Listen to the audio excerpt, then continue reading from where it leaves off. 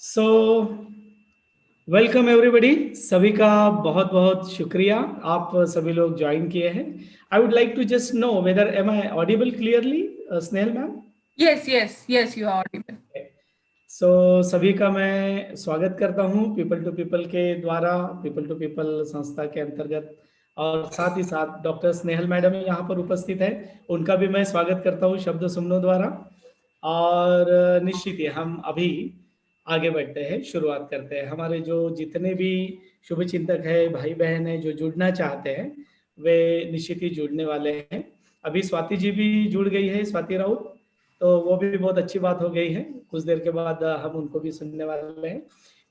भाई और बहनों, आज का कार्यक्रम इस तरह से रहने वाला है। एकदम शुरुआत में हमारे जो आदर्श है, तथागत गौतम बुद्ध और बाबा साहब, जिनके मतलब आशीर्वाद से, जिनके प्रयासों से हमारा जो जीवन है बहुत ही अच्छा हम जी पा रहे हैं, शील युक्त। और बोधिसत्व आदर्श को हमारे जीवन में उतारने के लिए हम प्रयासरत है सभी। और उनके प्रति नमन करते हुए आज के कार्यक्रम को मैं बताना चाहूँगा। सबसे पहले हम हमारे आदर्श के प्रति पानी पूजा करेंगे, सकारात्मक शील का मैं पठन करूँगा, और बाद में फिर हम सीधा चलेंगे स्वाति राउत मैडम की तरफ। वे आदरणीय डॉक्टर स्नेहल जी सोनुले, इनका परिचय कर देंगे, और उसके बाद हम ज़्यादा समय न गवाते हुए रूबरू होंगे सीधा डायरेक्ट स्नेहल मैडम के साथ। तो अपने आप को हम थोड़ा तैयार करते हैं आगे बढ़ने के लिए। कुछ समय के लिए मैं चाहूँगा कि हम लोग, अक्सर ऐसा होता है मोबाइल या लाइव जाते हैं तो हम बॉडी से सामने रहते हैं, पर हमारे चित्त को फिर उसी के संपर्क में लाने की आवश्यकता होती है। इसलिए कुछ सेकंड के लिए हम लोग जस्ट शांत बैठेंगे, हमारे पलके जस्ट बंद कर लेंगे। हम चेयर पर, बेड पर, कुशन पर जैसे भी बैठे हैं, जहां भी बैठे हैं, उसके प्रति जागृति का सराव करेंगे।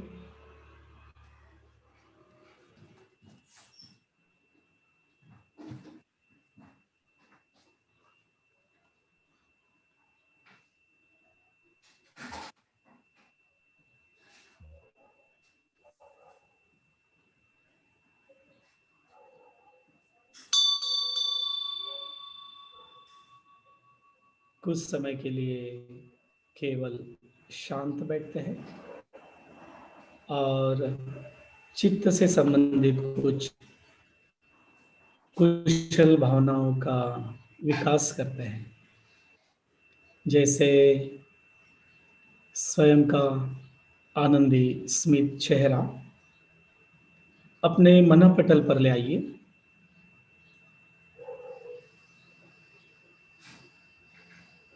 आपका स्मित चेहरा देखकर आपका चित्त, आपका मन आनंदी हुआ है, खुश लग रहा है। इस खुशी को बरकरार रखिए।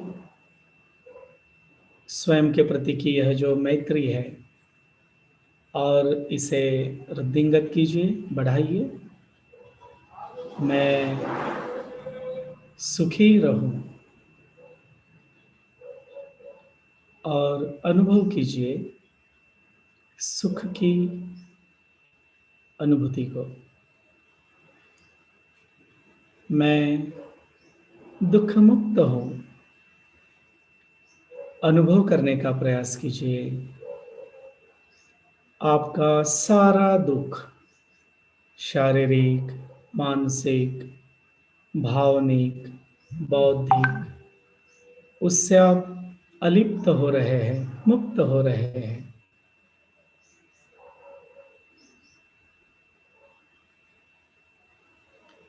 मेरा विकास हो रहा है। मैं एक शरीर के रूप में कई लोगों के हित के लिए कारण बनूं। संसार के सभी दुखी लोगों को दुख मुक्त करने के लिए अपने आप को सक्षम बनाओ। और ऐसे कई कुशल भावनाएं स्वयं के प्रति मन ही मन विकसित कीजिए।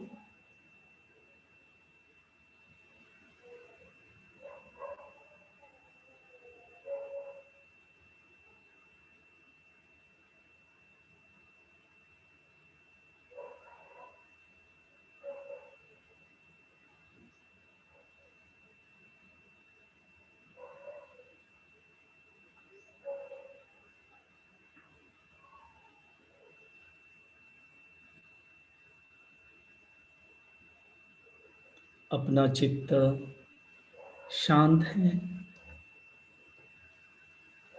कुशलता युक्त है और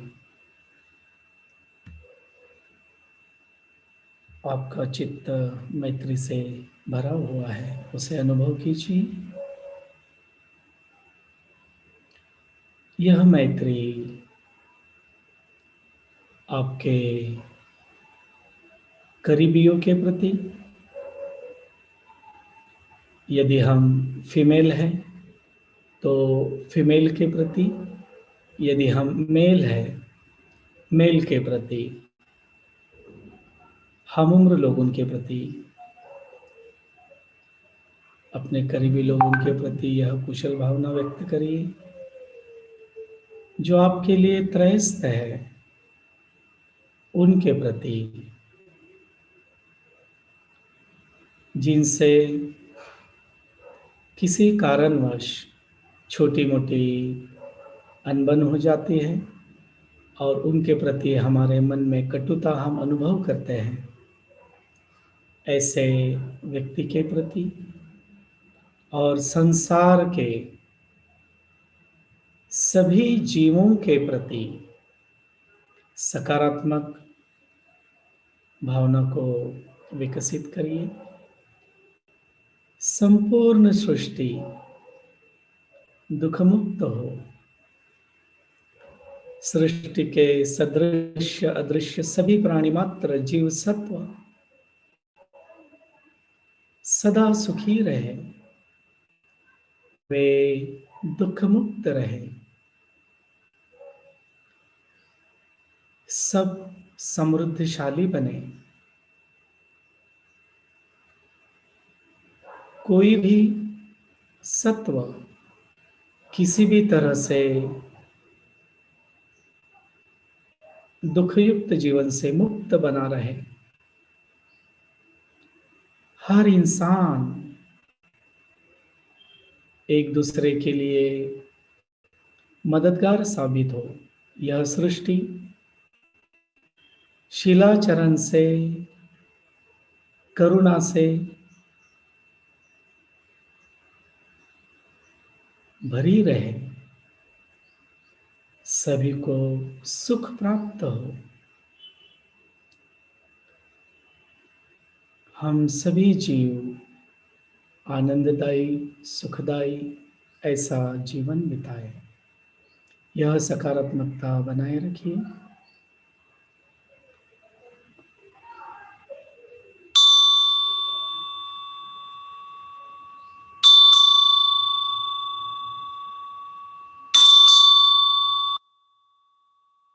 धीरे धीरे पूर्व स्थिति में आने का प्रयास कीजिए।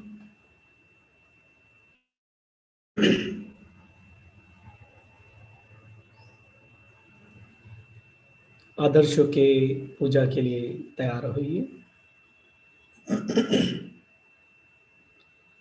नमो तस्स भगवतो अरहतो सम्मा संबुद्धस्स। नमो तस्स भगवतो अरहतो सम्मा संबुद्धस्स। नमो तस्स भगवतो अरहतो सम्मा संबुद्धस्स। बुद्धं शरणं गच्छामि, धम्मं शरणं गच्छामि, संघं शरणं गच्छामि, द्वितीयंपि बुद्धं शरणं गच्छामि, द्वितीयंपि धम्मं शरणं गच्छामि, द्वितीयंपि संघं शरणं गच्छामि, तृतीयंपि बुद्धं शरणं गच्छामि, तृतीयंपि धम्मं शरणं गच्छामि, तृतीयंपि संघं शरणं गच्छामि, पाणातिपाता वेरमणि सिक्खापदं समादियामि, आदिन्नदाना वेरमणि सिक्खापदं समादियामि, कामेषु मिच्छाचारा वेरमणि सिक्खापदं समादियामि, मुसावादा वेरमणि सिक्खापदं समादियामि, सुरामेरय मच पमादठाना वेरमणि सिक्खापदं समादियामि, साधु साधु साधु। मेरे पीछे पीछे आप कह सकते हैं, मैत्रीपूर्ण कर्म करके मैं अपने शरीर को शुद्ध करता हूं, मुक्त हस्त से दान करके मैं अपने शरीर को शुद्ध करता हूं, शांति, सादगी तथा संतुष्टि का पालन करके मैं अपने शरीर को शुद्ध करता हूं, सत्यतापूर्ण संवाद से मैं अपने वाणी को शुद्ध करता हूं, स्मृति सुस्पष्ट एवं प्रदीप्त रखकर मैं अपने मन को शुद्ध करता हूं।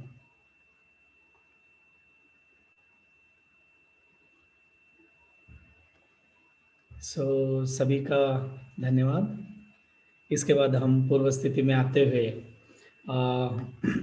स्वाति मैडम को सुनने वाले हैं डॉक्टर स्नेहल मैम के परिचय के लिए। परंतु उससे पहले मैं जस्ट एक पार्श्वभूमि के तौर पर संक्षिप्त कुछ कहना चाहूँगा। वह यह कि पीपल टू पीपल यह जो संस्था है वह 2008 से विभिन्न अर्थों से समाज के जो भी ज़रूरतमंद ऐसी बातें दिखाई देती है उसमें कार्यरत है। और इसी का एक पार्ट करके अभी इस साल हमने संस्था ने कोविड-19 के रिलीफ वर्क में food distribution, mask distribution, sanitiser distribution, इसमें भारी मात्रा में काम किया। इसके अलावा जो लोग सड़क पर पैदल अपने गाँव में जा रहे थे तो उनके लिए गाड़ियों की व्यवस्था करना, ऐसे मध्य प्रदेश, उत्तर प्रदेश, उड़ीसा, बिहार और कई राज्यों में नागपुर से, कामठी से उन्हें पहुंचाने के लिए संस्था ने कार्य किया। करीबन मतलब यूं कहिए कि 35,000 से भी ऊपर लोगों को खाना खाने की व्यवस्था करना उनके उनके लिए मतलब है वह पहुंचाना, इस तरह के भी कामों में संस्था ने काफी ऐसा योगदान दिया है। और यह जो बात है उसका मुख्य आधार जो है वह है शीलाचरण, वह है बाबा साहब की दृष्टि, वह है बुद्ध की शिक्षा, जो समाज में कृति के द्वारा अभिव्यक्त हो। और वास्तव में देखा जाए तो यह जो कुछ भी सामाजिक कार्य संस्था द्वारा किया जा रहा, वह बाबा साहब की प्रेरणा के द्वारा किया जा रहा है। जैसे कि बाबा साहब को बोधिसत्व कहा जाता है, तो यह जो बोधिसत्व आदर्श है, वह बोधिसत्व आदर्श समाज से अलग नहीं रह सकता। समाज की जो जरूरतें हैं, समाज की जो सुख दुख है, उसमें शरीक होता है। आप बाबा साहब की ओर अगर देखेंगे तो आप देखोगे कि बाबा साहब ने स्वयं के विकास के साथ साथ पीढ़ियों के विकास में अपना योगदान दिया है। और पीपल टू पीपल, यह जो संस्था के जो पदाधिकारी है, वे सभी इस भावना से प्रेरित है। और इसीलिए मतलब चाहे वो युवाओं को फ्री ड्राइविंग स्कूल का ट्रेनिंग देना हो, चाहे युवकों को स्वयं की रक्षा के लिए, युवतियों को स्वयं की रक्षा के लिए कराटे का प्रशिक्षण देना हो, चाहे बच्चों को जो भीख मांगते हैं उन बच्चों को इकट्ठा करके वडार कम्युनिटी के बच्चों को झाड़ के नीचे उनके लिए इनफॉर्मल स्कूल चलाना हो, उनके लिए स्टडी होम बनाना हो, और या फिर जो गर्भवती महिलाएं हैं तो उनके यहाँ जब बच्चा या बच्ची पैदा होती है तो ऐसे देखा गया है कि बेटियों की भ्रूण हत्या के कई प्रकार सामने आए।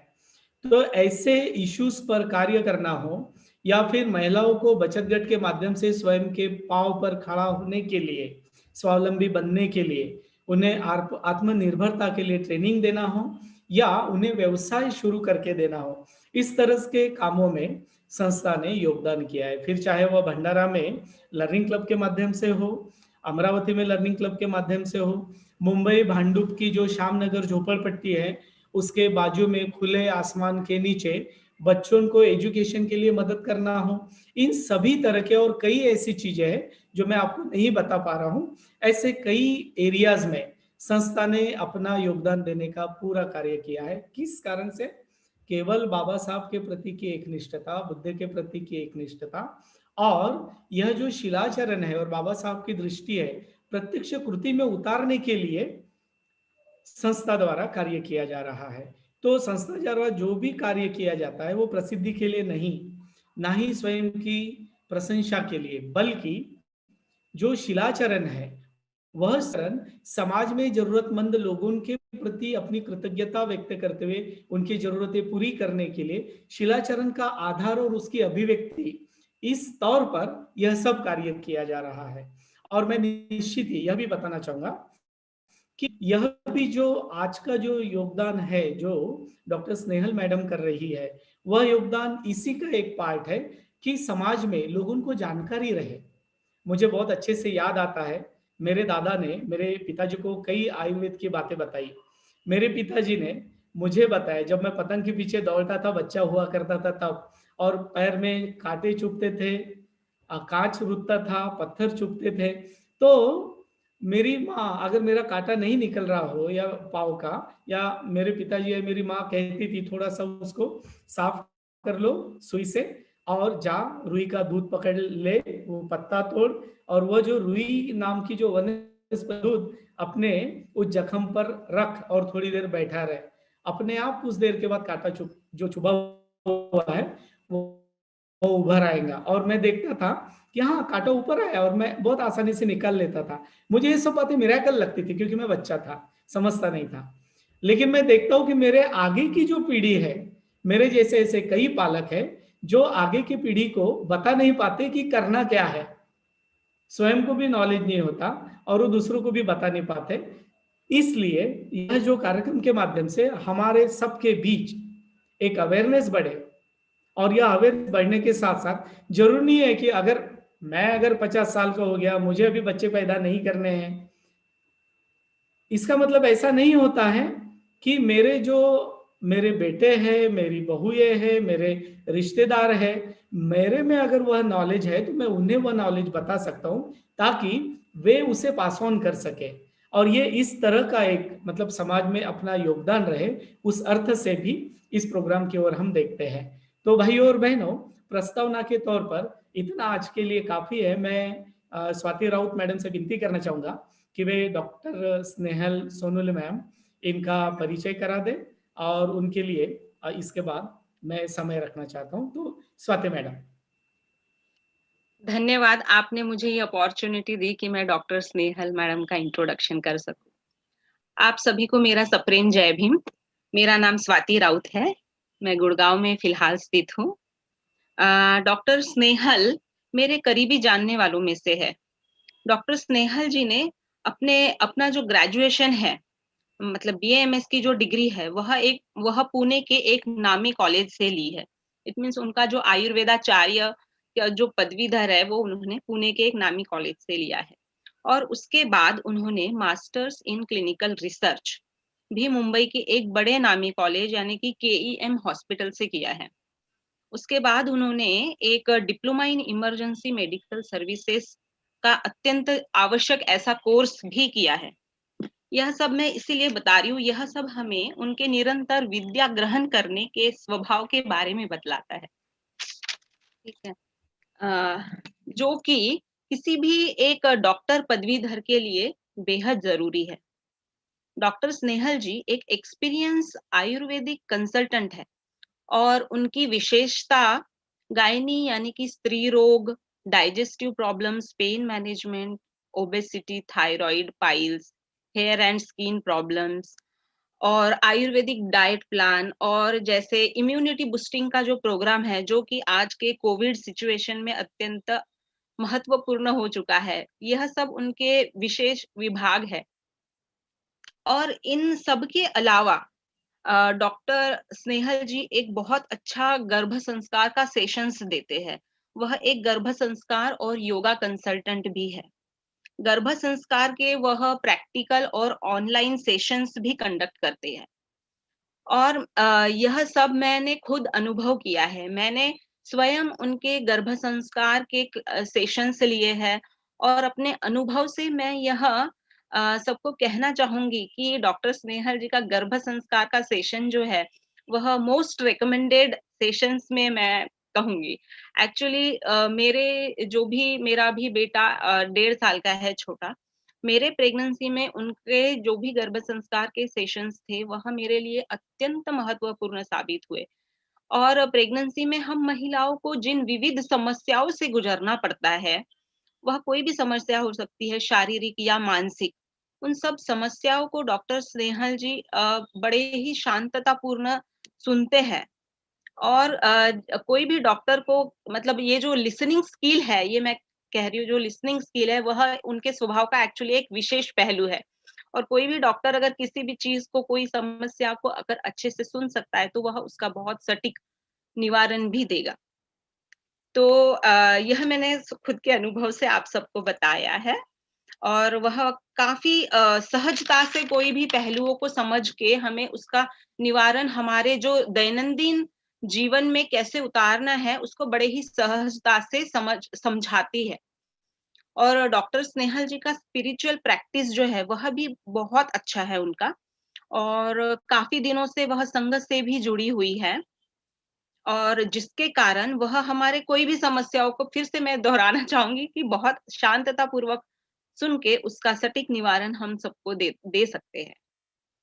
तो अभी ज्यादा वक्त गवाया न करके आओ हम सभी डॉक्टर स्नेहल जी को सुनते हैं और उनके ज्ञान से लाभान्वित होते हैं। धन्यवाद। बहुत बहुत स्वाति जी, आपने मेरा कुछ ज्यादा ही परिचय दे दिया है। तो इसके लिए आपका बहुत बहुत धन्यवाद। सर्वप्रथम मैं तथागत गौतम बुद्ध और परम पूज्य डॉक्टर बाबा साहेब आम्बेडकर को नमन करती हूँ। मैं बहुत बहुत धन्यवाद देना चाहूंगी people to people society Nagpur, जिन्होंने मुझे ये विषय आपके सामने रखने के लिए मौका दिया। मैं बहुत ज्यादा धन्यवाद करना चाहूंगी धम्मचारी तेज धम्म का, जिन्होंने मुझे बहुत हेल्प की, बहुत प्रोत्साहित किया और अपना विषय यहाँ पे रखने के लिए मेरी बहुत मदद की। आप सभी को मेरा मैत्रीपूर्ण जय भीम। मेरा जो आज का टॉपिक है वो शुरू करने से पहले मैं आपसे ये बात कुछ कहना चाहती हूँ। जैसा कि पहले ही इंट्रोडक्शन से पहले तेज धम्म जी ने आपको जो बताया कि जो ये पीपल टू पीपल सोसाइटी का जो मेन मोटो है, मेन उद्देश्य है कि हम लोगों तक ये बात पहुंचाएं, उसी तरीके से मुझे एक्चुअली ये बात लोगों तक पहुंचानी है कि आप अगर किसी भी अवस्था में हैं अभी, अगर आप पेरेंट्स बन चुके हैं, बनने वाले हैं, या फिर इस स्टेज से कई दूर है, फिर भी आप तक ये विषय पहुंचाने का मेरा मेन उद्देश्य ये है कि आप सभी लोगों को ये बात पता चले कि आयुर्वेद एक बहुत ही अच्छी एक विज्ञान है। उसमें दिया हुआ जो गर्भ संस्कार है वो हमारे कैसे काम आ सकता है, हम उससे आगे आने वाली जो पीढ़ी है वो कैसी अच्छी बना सकते हैं, और वो ज्ञान अगर सबके पास होगा तो हमारी सोसाइटी, समाज और अल्टीमेटली हमारा देश कैसे अच्छा बन सकता है, ये मैं कन्वे करना चाहती हूँ। ये जो संघ है इनसे मुझे हमेशा ही बहुत पॉजिटिव थॉट्स मिले हैं, प्रेरणा मिली है, और इसी कारण मुझे लगा कि ये विषय मैं आपके सामने रखूं। मेरी मोस्ट ऑफ द स्लाइड्स जो है वो इंग्लिश में ही है। मैं सरल से सरल भाषा में आपको ये चीजें समझाने की कोशिश करूंगी। अगर आपके मन में कुछ भी शंका होती है तो हम लास्ट में आप पूछ सकते हैं स्लाइड्स खत्म होने के बाद। तो मुझे लगता है अभी मैं टॉपिक के लिए शुरुआत करती हूँ।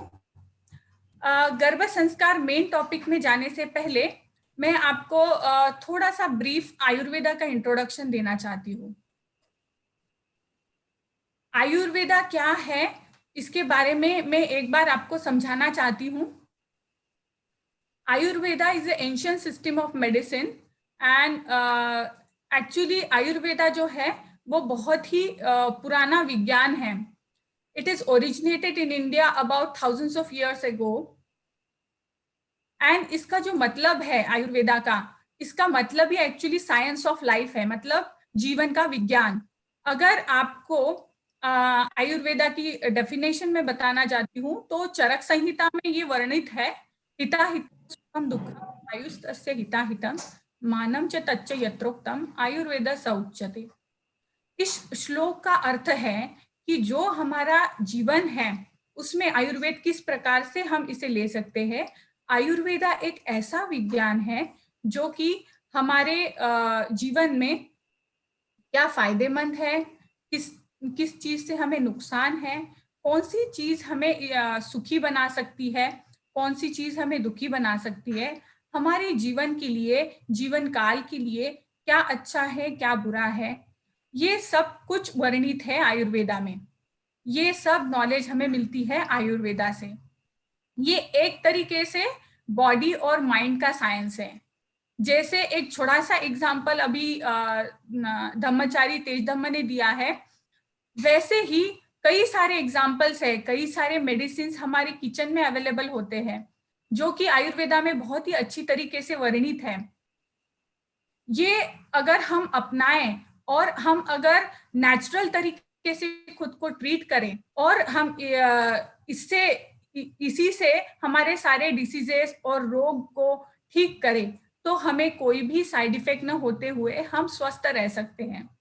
इसका मेन मोटो ही है स्वास्थ्य से स्वास्थ्य रक्षणम, मतलब रोगी को तो ठीक करते ही है बट जो स्वस्थ व्यक्ति है वो भी कैसे स्वस्थ रह सकता है, इसका भी बहुत ही अच्छा वर्णन आयुर्वेदा में दिया गया है।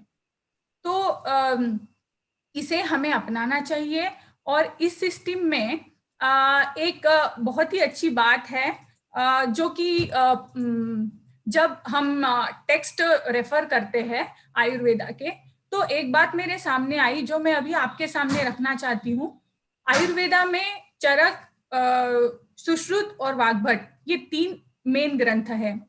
इसमें वाग्भट जी ने जो ग्रंथ रचाया है सार्थ वाग्भट, उसके इंट्रोडक्शन में, प्रस्तावना में बुद्धिज्म का रेफरेंस आया हुआ है, वो मैं आप सबके साथ शेयर करना चाहती हूँ। ये सार्थ वाग्भट किताब है, ग्रंथ जो है, इसका पहला श्लोक है, रागादि रोगान सततानुशक्ता अशेष काय प्रसुतान शेषान औत्सुक्य मोहारिदान जघान यो पूर्व वैद्याय नमोस्तु तस्मै। इस श्लोक का, ये सबसे पहला श्लोक है सार्थ वाग्भट में। इस श्लोक का अर्थ दिया है, ये मराठी में ट्रांसलेशन है, कि जो मनुष्य मात्र के मन में जो पीड़ा है, प्रमाद है, अस्वस्थता है, ये सब उत्पन्न करने वाले जो रागजन्य काम क्रोधादि रोग है, इनका समूल नाश करने वाला आदि वैद्यप्रत। आदि वैद्यप्रत मतलब जो सबसे पहला वैद्य है, ऐसे ईश्वर को, बुद्ध को मैं नमन करता हूं। अब ये जो श्लोक है, इसका आगे एक्सप्लेनेशन दिया हुआ है, स्पष्टीकरण दिया है। इसमें इन्होंने बहुत ही अच्छी तरह से समझाया है कि ये जो वर्णन आया है और ये जो वर्ड आया है बुद्ध, ये तथागत गौतम बुद्ध है। बुद्धाय तस्मै नमः, ऐसे इन्होंने आगे लिखा है कि ये जो अपूर्व वैद्य है, सबसे पहला वैद्य जिसे कहा गया है, वो भगवान बुद्ध है। वाग्भट जी जो थे, वो धर्म से बौद्ध थे, वो बुद्धिज्म फॉलो करते थे। आपने शायद जीवक वैद्य का नाम सुना होगा। बौद्ध लिटरेचर जो है, उसमें जीवक वैद्य का नाम बहुत बार आता है। वो जो है, वो बौद्ध कालीन बहुत ही प्रचलित वैद्य थे, और उन्होंने कई भिक्षुओं को और कई लोगों को बहुत ही अच्छी चिकित्सा दी है। तब ये पूरी तरीके से आयुर्वेद को फॉलो करके रोगों की चिकित्सा करते थे। इनमें वाग्भट जी ने बताया है कि तथागत जो भी मेडिसिन बनाते थे, तब वो जो मंत्र कहते थे, वो बौद्ध मंत्र थे। इसमें तथागत, अरहत, सम्यक संबुद्ध, जिन ऐसे शब्दों का प्रयोग होता था। अवलोकितेश्वर और तारा, ये जो बोधिसत्व है, इनका भी उल्लेख यहाँ पे आया है। ये सारे बातें और ये सारे रेफरेंसेस हमें ये समझाते हैं कि आयुर्वेद बौद्ध संस्कृति से बहुत ही अच्छी तरीके से जुड़ा हुआ है, और हमें अपनी जीवन में इसका बहुत अच्छी तरीके से लाभ उठाना चाहिए। ये रेफरेंसेस मैंने इसीलिए दिए हैं क्योंकि हम इसे अपने बुद्धिज्म के साथ कनेक्ट कर पाए। इसके बाद मैं अपने मेन विषय पर आना चाहूंगी। ये है गर्भ संस्कार। तो गर्भ संस्कार में सबसे पहले मैं आपको डेफिनेशन बताना चाहती हूँ। गर्भ मतलब फीटस, यानी कि शिशु, माता की कोख में पलने वाला शिशु। और संस्कार का डेफिनेशन है संस्कारो ही गुणांतर धारम, मतलब टू चेंज और to replace bad qualities with good ones. गर्भ संस्कार is nothing but adoption of specific diet and lifestyle to impart desired qualities to the offspring. गर्भ संस्कार क्या है? इसे अगर सरल भाषा में बोले तो ये ऐसी तरीका का संस्कार है जिससे माता की कोख में पलने वाला शिशु जो है, उस पर हम इस तरीके से संस्कार कर रहे हैं कि वो बहुत ही अच्छी क्वालिटीज के साथ, गुणों के साथ, चित्त के साथ डेवलप हो, उसकी ऐसी डेवलपमेंट हो और वो ऐसा पैदा हो कि उसमें बहुत ही अच्छे गुण हो। Baby with good and desired qualities can be born. ये पॉसिबल है, हम कर सकते हैं ये सारी चीजें। ये जो प्रोसेस होती है, ये प्लानिंग से स्टार्ट होती है। आजकल के जमाने में बेबी बाय चांस नहीं होता है, बहुत सी केसेस में ये प्लान ही होता है और ये बाय चॉइस होता है। अगर ऐसा है और तो हम इसे बहुत अच्छी तरीके से प्लान कर सकते हैं। गर्भ संस्कार का मेन उद्देश्य क्या है? उसका मेन उद्देश्य ये है कि पहले तो प्लान कंसेप्शन करना, मतलब हमें ये निश्चित करना है कि हाँ, हम अभी अपना फैमिली, अपना परिवार बढ़ाना चाहते हैं। प्लानिंग होने के बाद जो आइडेंटिफिकेशन है रिस्क फैक्टर्स की, मतलब फॉर एग्जाम्पल मैं आपको देना चाहूंगी, बहुत सारी महिलाएं और पुरुष इन चीजों से परिचित नहीं होते हैं कि उन्हें बहुत सारे डिसीजेस रहते हैं, जैसे कि माइनर एलिमेंट्स में आता है एसिडिटी होती है, कॉन्स्टिपेशन होता है, और मेजर में हाइपरटेंशन है, डायबिटीज है, थायराइड है, बहुत सारी कंडीशंस के साथ वो चलते हैं। और जब उसी कंडीशंस में कंसीव किया जाता है तो बहुत चांसेस रहते हैं कि हम वो फैक्टर्स अपनी आने वाली पीढ़ी में ट्रांसफर कर सकते हैं। ये हम गर्भ संस्कार की मदद से बहुत ही अच्छी तरीके से इसकी रोकथाम कर सकते हैं। हम अगर पहले ही आइडेंटिफाई कर ले और उसकी मैनेजमेंट करें तो हम कुछ हद तक इस चीज को रोक सकते हैं। हेल्दी प्रोजेनी मतलब आने वाली जो पीढ़ी है उसको हम बहुत ही अच्छी तरीके से हेल्दी बना सकते हैं। और इम्प्रूव द क्वालिटी ऑफ गर्भ संभव सामग्री एंड गर्भ उत्पादक भावास, मतलब ये जो है गर्भ संभव सामग्री मतलब गर्भ निर्माण होने के लिए, फीटस निर्माण होने के लिए क्या सामग्री चाहिए, ये मैं आपको आगे आने वाली स्लाइड्स में एक्सप्लेन करने वाली हूँ कि क्या सामग्री चाहिए होती है। और गर्भ उत्पन्न होने के लिए कौन सी भावों की जरूरत होती है, इन सब की क्वालिटी हम इंप्रूव कर सकते हैं। जो कंजेनाइटल एनोमोलीज होती है और बर्थ डिफेक्ट होते हैं वो हम प्रिवेंट कर सकते हैं। और सबसे इंपॉर्टेंट होती है मदर की हेल्थ, जो कि हम इसमें बहुत ही अच्छी तरीके से इंप्रूव कर सकते हैं। ये मेन हो गया इंट्रोडक्शन। फिर इसका क्या नीड है, हमारी जो आजकल का जो एरा चल रहा है उसमें क्या नीड है गर्भ संस्कार का, क्या इंपॉर्टेंस है। Ayurveda has a unique concept of supraja निर्मिति।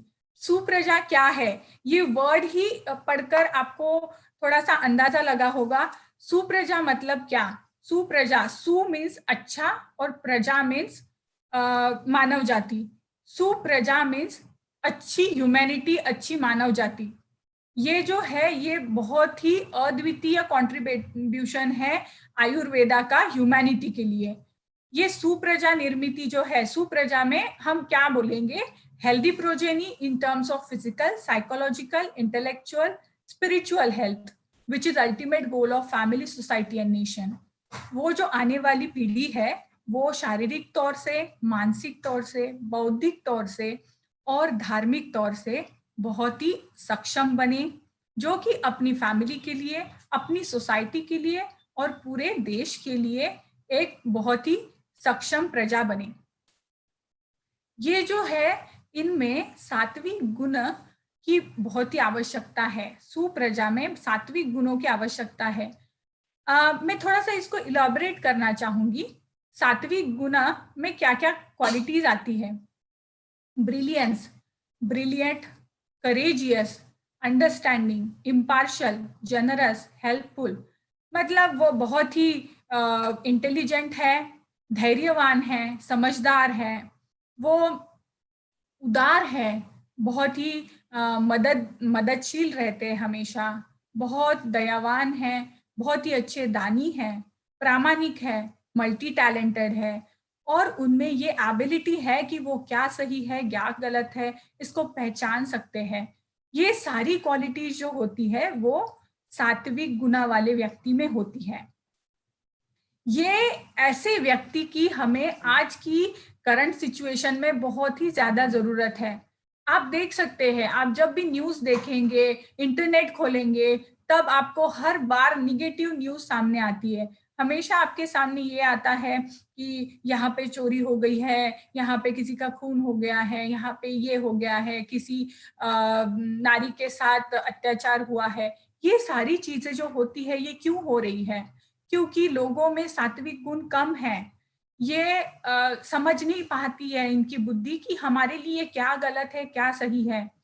जो पहले की प्रजा होती थी वो तब उस टाइम क्राइम और ये सब चीजें बहुत कम होती थी, क्योंकि उन लोगों में सात्विक गुण बहुत अधिक था। आज की जनरेशन में वो बहुत कम होता जा रहा है। इसकी वजह से जो माहौल है पूरा सामाजिक और पूरे देश का माहौल बिगड़ता जा रहा है। हमें लगता है, हम ऐसे कभी कभी सोचते हैं, कभी ऐसे हमारी थिंकिंग रहती है कि कितना अच्छा हो अगर सारे लोग ही अच्छे हो, यहाँ से बुराई पूरी तरह से मिट जाए। ये हम कर सकते हैं, और हमारा यही छोटा सा प्रयास जो है ये बहुत बड़ा चेंज ला सकता है। एक बुक का ये सेंटेंस है, health of future generation of any country depends on growth and development of foetus inside mother's womb. मतलब जो माँ होती है उसके कोख में पलने वाला जो शिशु है उसकी ग्रोथ और डेवलपमेंट कैसी है, इसके ऊपर उस देश की फ्यूचर जनरेशन डिपेंड होती है। क्यों? क्योंकि वही अच्छा हेल्दी जो बच्चा आएगा और सात्विक गुण लेकर आएगा, वही अपने देश को अच्छे से संभाल सकता है, अपनी सोसाइटी में वो अच्छा बन सकता है, अपने परिवार में अच्छा बन सकता है। ये जो होता है इसमें सबसे पहले फिजिकल ग्रोथ, मतलब उसकी शारीरिक ग्रोथ, उसकी न्यूरोलॉजिकल डेवलपमेंट, मतलब बौद्धिक तौर पे उसकी क्या डेवलपमेंट होती है, उसकी इम्यूनिटी कैसी बनती है, और वो अपने लेटर लाइफ में कैसा रहेगा, ये सब कुछ डिपेंड होता है मदर कैसे प्रेगनेंसी में उसका कैसे ग्रोथ एंड डेवलपमेंट रहता है बेबी का, और उससे पहले वो कितने अच्छे से प्लान करते हैं। ये जो होता है प्लानिंग, ये थोड़ा सा अगर पहले होता है तो बहुत ही ज्यादा फायदा मिलता है। इससे बोथ द पेरेंट्स, मतलब मदर एंड फादर दोनों को बिफोर कंसीविंग उनकी अच्छी हेल्थ होना, और उसके बाद में मदर की ड्यूरिंग द प्रेगनेंसी अच्छी हेल्थ होना, ये उनके लिए, उनकी शिशु के लिए, सोसाइटी के लिए और आने वाली पीढ़ी के लिए बहुत फायदेमंद साबित होता है। इसी का एक मॉडर्न व्यू है जो आपके साथ जस्ट मैं शेयर करना चाहती हूँ। हमें इसके डिटेल्स में तो नहीं जाना है, बट एक दो टाइप की स्टडी होती है, न्यूट्रोजिनोमिक्स एंड एपिजिनोमिक्स। न्यूट्रोजिनोमिक्स ये मॉडर्न साइंस में एक स्टडी होती है जिससे effect of food on gene expression study किए जाते हैं। एक्चुअली ये स्टडी जो होती है वो ऐसे करते हैं, मदर जो फूड कंज्यूम करती है उसका जीन पे क्या एक्सप्रेशन आता है। जीन मतलब आप सभी ने ये वर्ड शायद सुना होगा, हम जो बने होते हैं सारे, उसमें जो छोटे छोटे सेल्स होते हैं बॉडी में, हमारी जो छोटे छोटे सेल्स होते हैं उसमें क्रोमोसोम में डीएनए होता है, डीएनए में जीन्स होते हैं जिस पे हमारी सारी इंफॉर्मेशन कोड होती है। मतलब हम कैसे हैं, हमारे इंटरनल ऑर्गन कैसे हैं, हमारे एक्सटर्नल ऑर्गन, बॉडी पार्ट्स, हमारा स्वभाव, नेचर, हमारी आंखें, hair, everything is coded on the genes. और इन जीन्स पर मदर के फूड का क्या इफेक्ट पड़ता है, ये न्यूट्रीजिनोमिक्स में स्टडी करते हैं। इसके बाद एपिजिनोमिक्स जो है वो लिटरली आप जेनेटिक इंजीनियरिंग की ब्रांच बोल सकते हैं इसे। इसमें जो मैंने पिक्चर्स लगाए हैं ऐसे ही कुछ प्रोसेस उसमें होता है। उसमें अनडिजायर्ड मतलब अनवांटेड जीन्स जो है बेबी के, वो रिमूव करके डिजायर्ड जीन्स इम्प्लांट किए जाते हैं। ये बहुत ही एक्सपेंसिव प्रोसीजर होता है और ये फॉरेन कंट्रीज में, डेवलप फॉरेन कंट्रीज में, कुछ ही कंट्रीज में अवेलेबल है। तो इसके बारे में हमें नहीं सोचना है और ये पूरी तरह से हमें अवॉइड करना है, क्योंकि हमारे पास बहुत ही अच्छा भारत में कल्चर है, हमारे पास वैल्यूज है, हम सारा कुछ संस्कार से कर सकते हैं, हमें इतना जीन के साथ छेड़खानी करने की जरूरत नहीं है। हम बहुत ही अच्छी तरीके से गर्भ संस्कार से कर सकते हैं ये सारी चीजें। गर्भ संस्कार में क्या क्या आता है? गर्भ संस्कार में पहले तो आता है गर्भाधान संस्कार, मतलब प्री कंसेप्शनल केयर, कंसीव करने से पहले वाली केयर, और गर्भिणी परिचर्या मतलब एंटीनेटल केयर, जो वुमन कंसीव करती है उसके बाद की परिचर्या। गर्भाधान संस्कार जो होता है उसमें मैंने यहाँ लिखा है उसकी need, scenario of our lifestyle, food habits, environmental pollutants, stress, negative thoughts, ये जो सारे फैक्टर्स हैं ये हमारे गैमेट्स में, मतलब गैमेट्स यानी बीज, स्त्री में और पुरुष में जो बीज होते हैं उस पर बहुत ही बुरा असर डालते हैं। उसमें डिफॉर्मिटीज हो जाती है, डिफेक्ट्स हो जाते हैं, अनस्टेबिलिटी रहती है, बहुत केसेस में इनफर्टिलिटी आ जाती है। ये जो सारे फैक्टर्स है ये बहुत अभी इनका असर बहुत ज्यादा दिख रहा है। आप देख सकते हैं कि बाहर एनवायरमेंट में ये सारे जो फैक्टर्स है इनका इन्फ्लुएंस कैसे दिख रहा है। मतलब बहुत सारे बेबीज जो होते हैं मदर्स जो होती है कंसीव करने के बाद उनका एबॉर्शन हो जाता है, बहुत सारे बर्थ डिफेक्ट के साथ, डिफॉर्मिटीज के साथ पैदा होते हैं, कभी कभी कंसीव ही नहीं कर पाते हैं पेरेंट्स। तो ये सारी जो चीजें हैं, ये सारी हमें अवॉइड करने के लिए अगर हम पहले से केयर करें और हमारी बॉडी को अच्छी तरीके से डिटॉक्सिफाई करें तो ये सब हम अवॉइड कर सकते हैं। इसमें हमारी बॉडी में कौन सी टाइप की इम्प्यूरिटीज होती है? जेनेटिक, फिजिकल, साइकोलॉजिकल और पैथोलॉजिकल। जेनेटिक जो हमें माता पिताओं से मिलती है, शारीरिक होती है जो हमारी खान पान और लाइफस्टाइल से हमारी बॉडी में आती है, पैथोलॉजिकल मतलब किसी ऑर्गन के डिसफंक्शन की वजह से जो बनती है, और साइकोलॉजिकल मतलब मानसिक तौर पे जो बनती है। हर पर्सन, इस स्लाइड से मैं आप तक ये पहुंचाना चाहती हूँ, शॉर्ट में आपको ये बताना चाहती हूँ, इसके डिटेल में तो नहीं जाना है, बट हर पर्सन की जो बॉडी होती है वो बॉडी जो कॉन्स्टिट्यूशन होता है वो 5 एलिमेंट से बना होता है। पंच महाभूत आप सभी जानते होंगे, आकाश, वायु, अग्नि, जल और पृथ्वी। 3 दोषा होते हैं आयुर्वेदा के हिसाब से, वात, पित्त और कफ, और 7 धातुस होते हैं, रस, रक्त, मांस, मेद, अस्थि, मज्जा, शुक्र, जिससे कि हमारा ये सारा शरीर बना हुआ है। और 3 तरह की मानस प्रकृति होती है, सत्वज, राजस और तामस। ये 3 तरह की मानस प्रकृतियां होती है। ये सारे दोषों को, ये सारे पंचमहाभूतों को अगर हम बैलेंस में रखते हैं, ये इक्विलिब्रियम में होते हैं, तो हेल्दी इंडिविजुअल जो है वो बॉर्न होता है।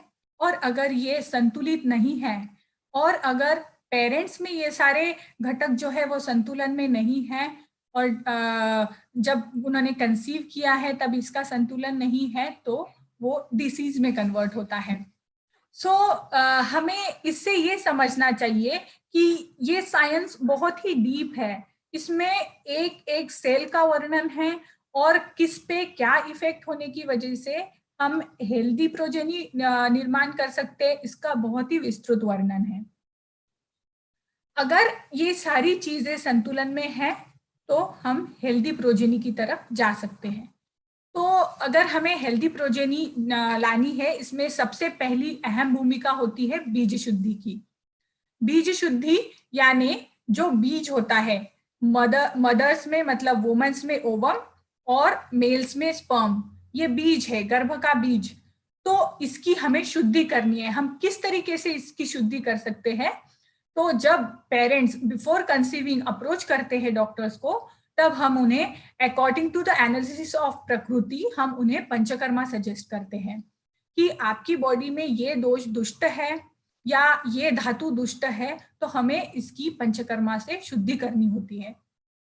वमन, विरेचन, रक्तमोक्षण, नस्य, बस्ती, ये सारे पंचकर्म होते हैं। ये पंचकर्म से हम जो व्यक्ति आया है उसकी जो प्रकृति है उसके अकॉर्डिंग उनका शोधन कर सकते हैं। शोधन करने के बाद हम आते हैं रसायन चिकित्सा में। रसायन चिकित्सा मतलब एक तरीके से रिवाइटलाइजेशन ऑफ बॉडी। जब हमारी बॉडी पूरी तरह से पंचकर्मा से शुद्ध हो चुकी है, उसके बाद ऐसे मेडिसिन और ऐसे डाइट हमें फॉलो करने होते हैं जिसके हमारा पूरा शरीर रिवाइटलाइज हो, एक एक सेल्स जो है वो बहुत ही अच्छी तरीके से नरिश्ड कंडीशन में बने। इसी से अल्टीमेटली क्या होगा कि बीज भी अच्छा बनेगा। उसी के लिए हम और एक चिकित्सा इसमें ऐड करते हैं, उसे कहते हैं वाजीकरण चिकित्सा।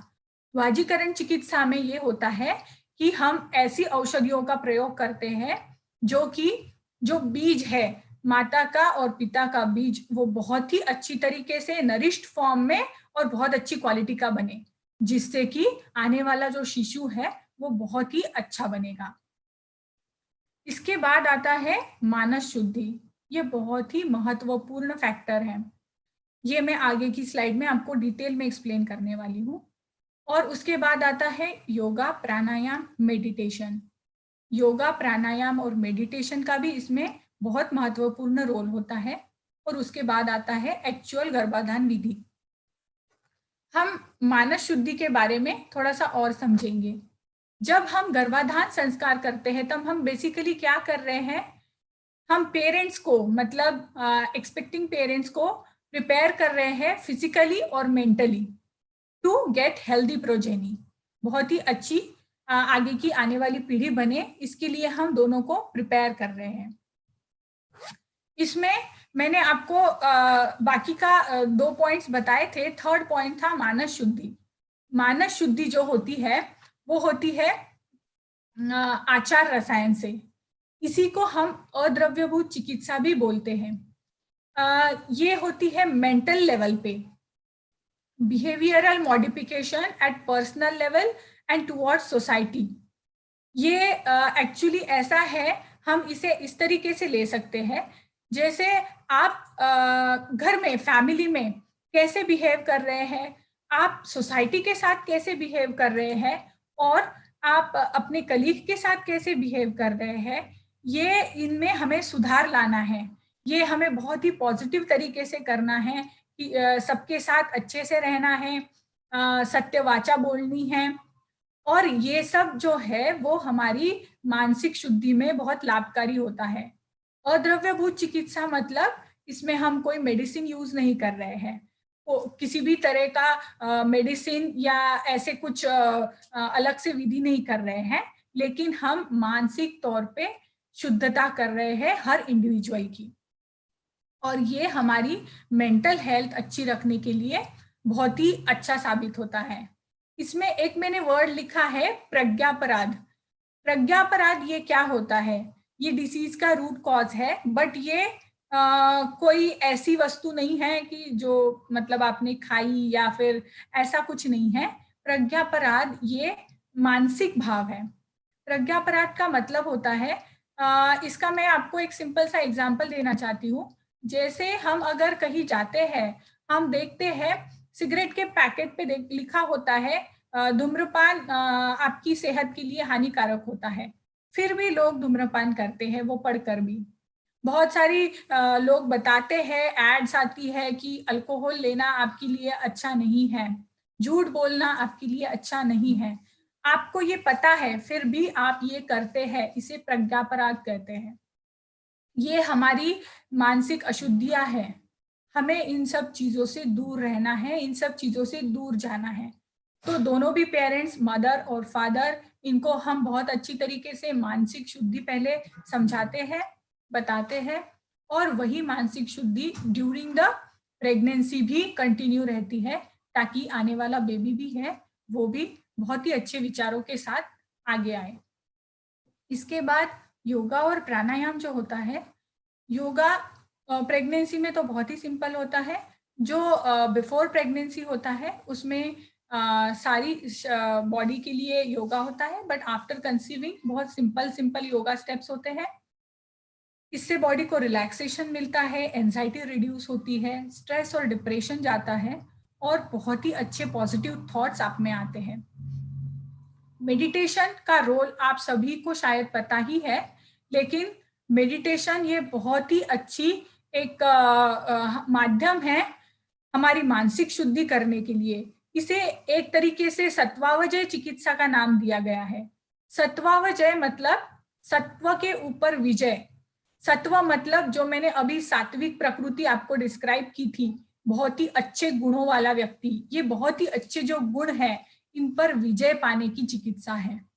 मतलब अगर आप मेडिटेशन कंटिन्यूएशन में कर रहे हो तो आप मानसिक तौर पर इतने स्ट्रांग और सक्षम बनते हैं कि आप बहुत ही अच्छे अच्छे गुणों को अपने आप में समेट सकते हैं, और आपके सारे निगेटिव थॉट्स जो है वो बाहर निकाल सकते हैं।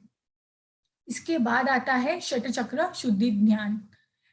योगा में एक षट चक्रों का वर्णन है। 6 चक्र होते हैं हमारी बॉडी में, और उनकी शुद्धि के लिए एक तरह का ध्यान दिया हुआ है।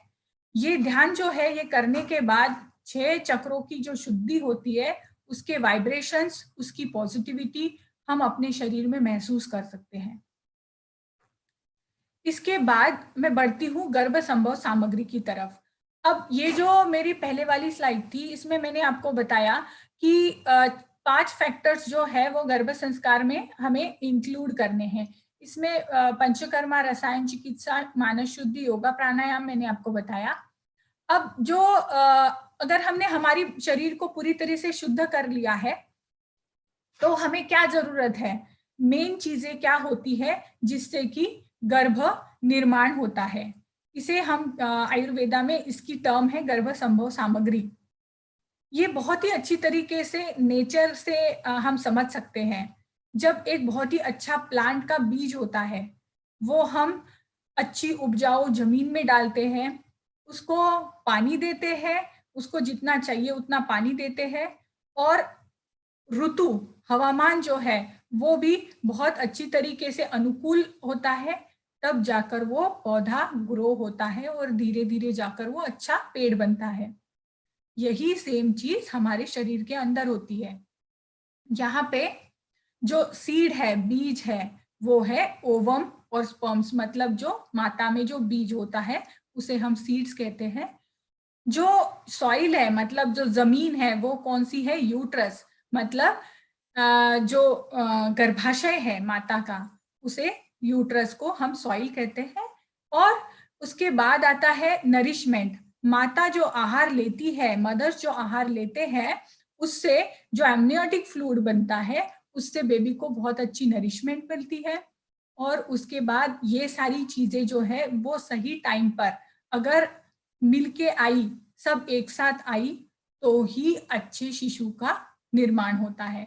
अच्छा शिशु निर्माण होने के लिए ये चारों चीजों की आवश्यकता होती है, और ये चारों चीजें शुद्ध स्वरूप में इनकी आवश्यकता होती है। अगर इनमें से किसी भी चीज में अशुद्धियां है या फिर कोई डिफॉर्मिटीज है तो हम हेल्दी प्रोजेनी की तरफ नहीं बढ़ते हैं, उनमें कुछ डिसीज आ सकता है। इसके बाद आता है गर्भ उत्पादक भाव। इसमें जो भाव दिए हैं ये है मातृज, माता की तरफ से आने वाले, पितृज, पिता की तरफ से आने वाले, रसज मतलब जो माता आहार लेती है उसकी न्यूट्रिशन से मिलने वाला, सत्वज मतलब जो मानसिक तौर पर जो शुद्धि हुई है उसकी तरफ से जो फैक्टर्स आते हैं, अच्छे विचार, वो सत्वज में काउंट होते हैं। सात्वज मतलब जिन भी आहार का या विहार का हमें सात्म्य है, हम जिन चीजों को कर कर हमारी बॉडी अच्छे से रहती है, अडेप्ट हो चुकी है उसके लिए, एनवायरमेंट के लिए और खाने पीने के लिए, वो सारे सात्म्यज भाव होते हैं। और आत्म्यज मतलब बहुत ही अच्छी चेतना। ये जब सारी चीजें एक साथ आती है तो ये अच्छे गर्भ को उत्पन्न करती है। ये गर्भ उत्पादक भाव है। जब गर्भ संभव सामग्री और गर्भ उत्पादक भाव अच्छी शुद्ध स्थिति में होते हैं तब एक अच्छा गर्भ निर्माण होता है। ये सब जिनके पास है वो कपल कंसेप्शन के लिए ऋतुकाल में फिर ट्राई करते हैं और उनका जो शिशु है वो बहुत ही हेल्दी बनता है।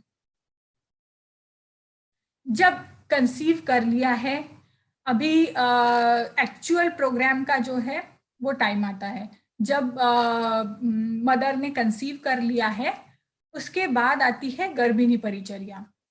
हम ये सब जो पहले बता रहे थे वो था कंसेप्शन से पहले, कि कैसे हम पेरेंट्स को भी शुद्ध करें मानसिक और शारीरिक रूप से, और उनका जब ये सब होने के बाद उन्होंने कंसीव किया है तब अभी गर्भिणी मतलब प्रेग्नेंट वुमन क्या डाइट रेजिम फॉलो करें, इसका मांसानुमांसिक आहार, ये टाइटल के नीचे बहुत अच्छा वर्णन है। उनको कौन सी मंथ में क्या खाना है, वो जनरली तो सारे डॉक्टर्स बताते हैं क्या क्या खाना है, कैसे डाइट लेना है, बट आयुर्वेदा की विशेषता ये है कि उसमें ये स्पेसिफिक दिया हुआ है कि फर्स्ट मंथ में क्या लेना है, सेकेंड मंथ में क्या लेना है, थर्ड मंथ में क्या लेना है। जैसे फॉर एग्जाम्पल दूध का दिया हुआ है, दूध एक संपूर्ण आहार है, दूध के साथ घी लेना है।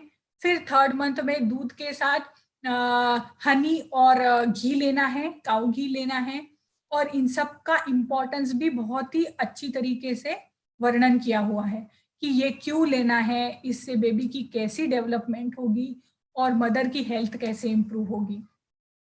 ये जो डाइट है इसमें बहुत ही विशेष रूप से ये भी दिया गया है कि कौन सी चीज अगर आप ज्यादा खाते हैं, मतलब कौन सा स्पेसिफिक रस, मतलब अगर आप स्वीट ज्यादा ले रहे हैं या आप खट्टी चीजें ज्यादा ले रहे हैं तो उसका बेबी पर क्या असर पड़ेगा, ये भी बहुत ही अच्छी तरीके से वर्णित किया गया है। फिर उसके बाद अपत्य आहार, मतलब आपको क्या नहीं खाना चाहिए, क्या नहीं करना चाहिए। विहार मतलब एक्टिविटीज, क्या आपको नहीं करना चाहिए, ये बहुत ही विस्तृत रूप से इसका भी वर्णन है। और जब हमने अच्छे से डाइट लेकर बहुत अच्छी नरिशमेंट की है, तब मानसिक रूप पर और ज्यादा अच्छी डेवलपमेंट के लिए एक मेन आता है म्यूजिक थेरेपी।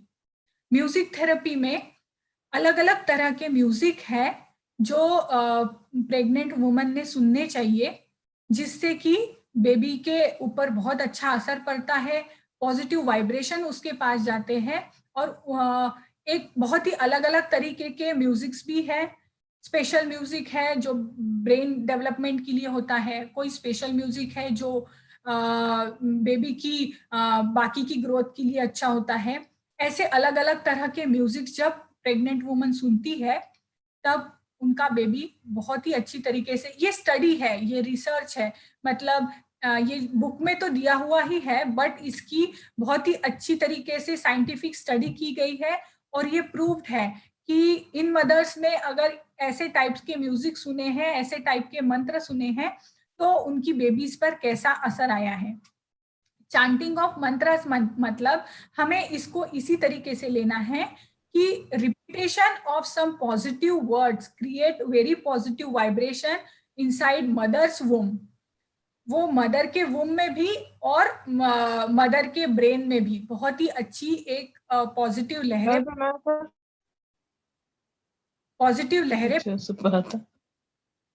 जिसकी वजह रूम से मध्ये पण आणि याच्यात पण ते ठेवायचं, बहुत ही अच्छा इफेक्ट आता है बेबी की ग्रोथ पर और मदर की डेवलपमेंट पर।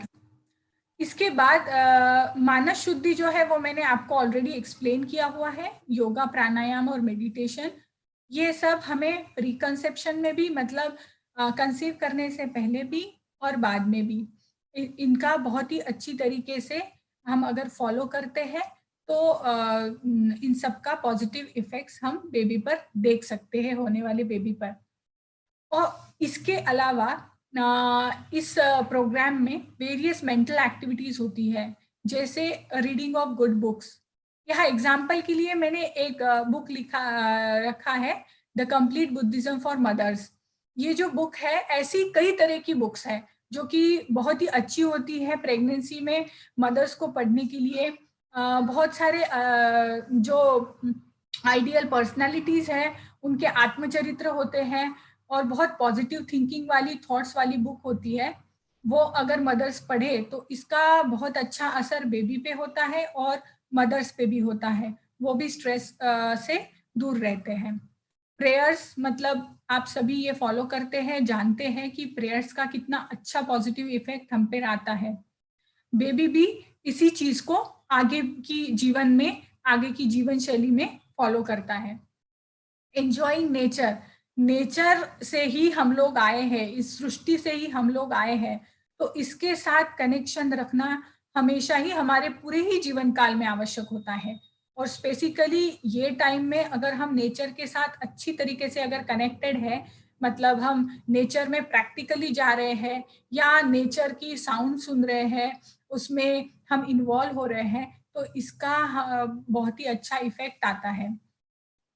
और inculcating good values, good values के कुछ सेशंस होते हैं, जैसे फॉर एग्जांपल हम कोई वर्ड अगर लेते हैं, काइंडनेस, इसके बारे में मैं आपको थोड़ा सा एक्सप्लेन करना चाहूंगी।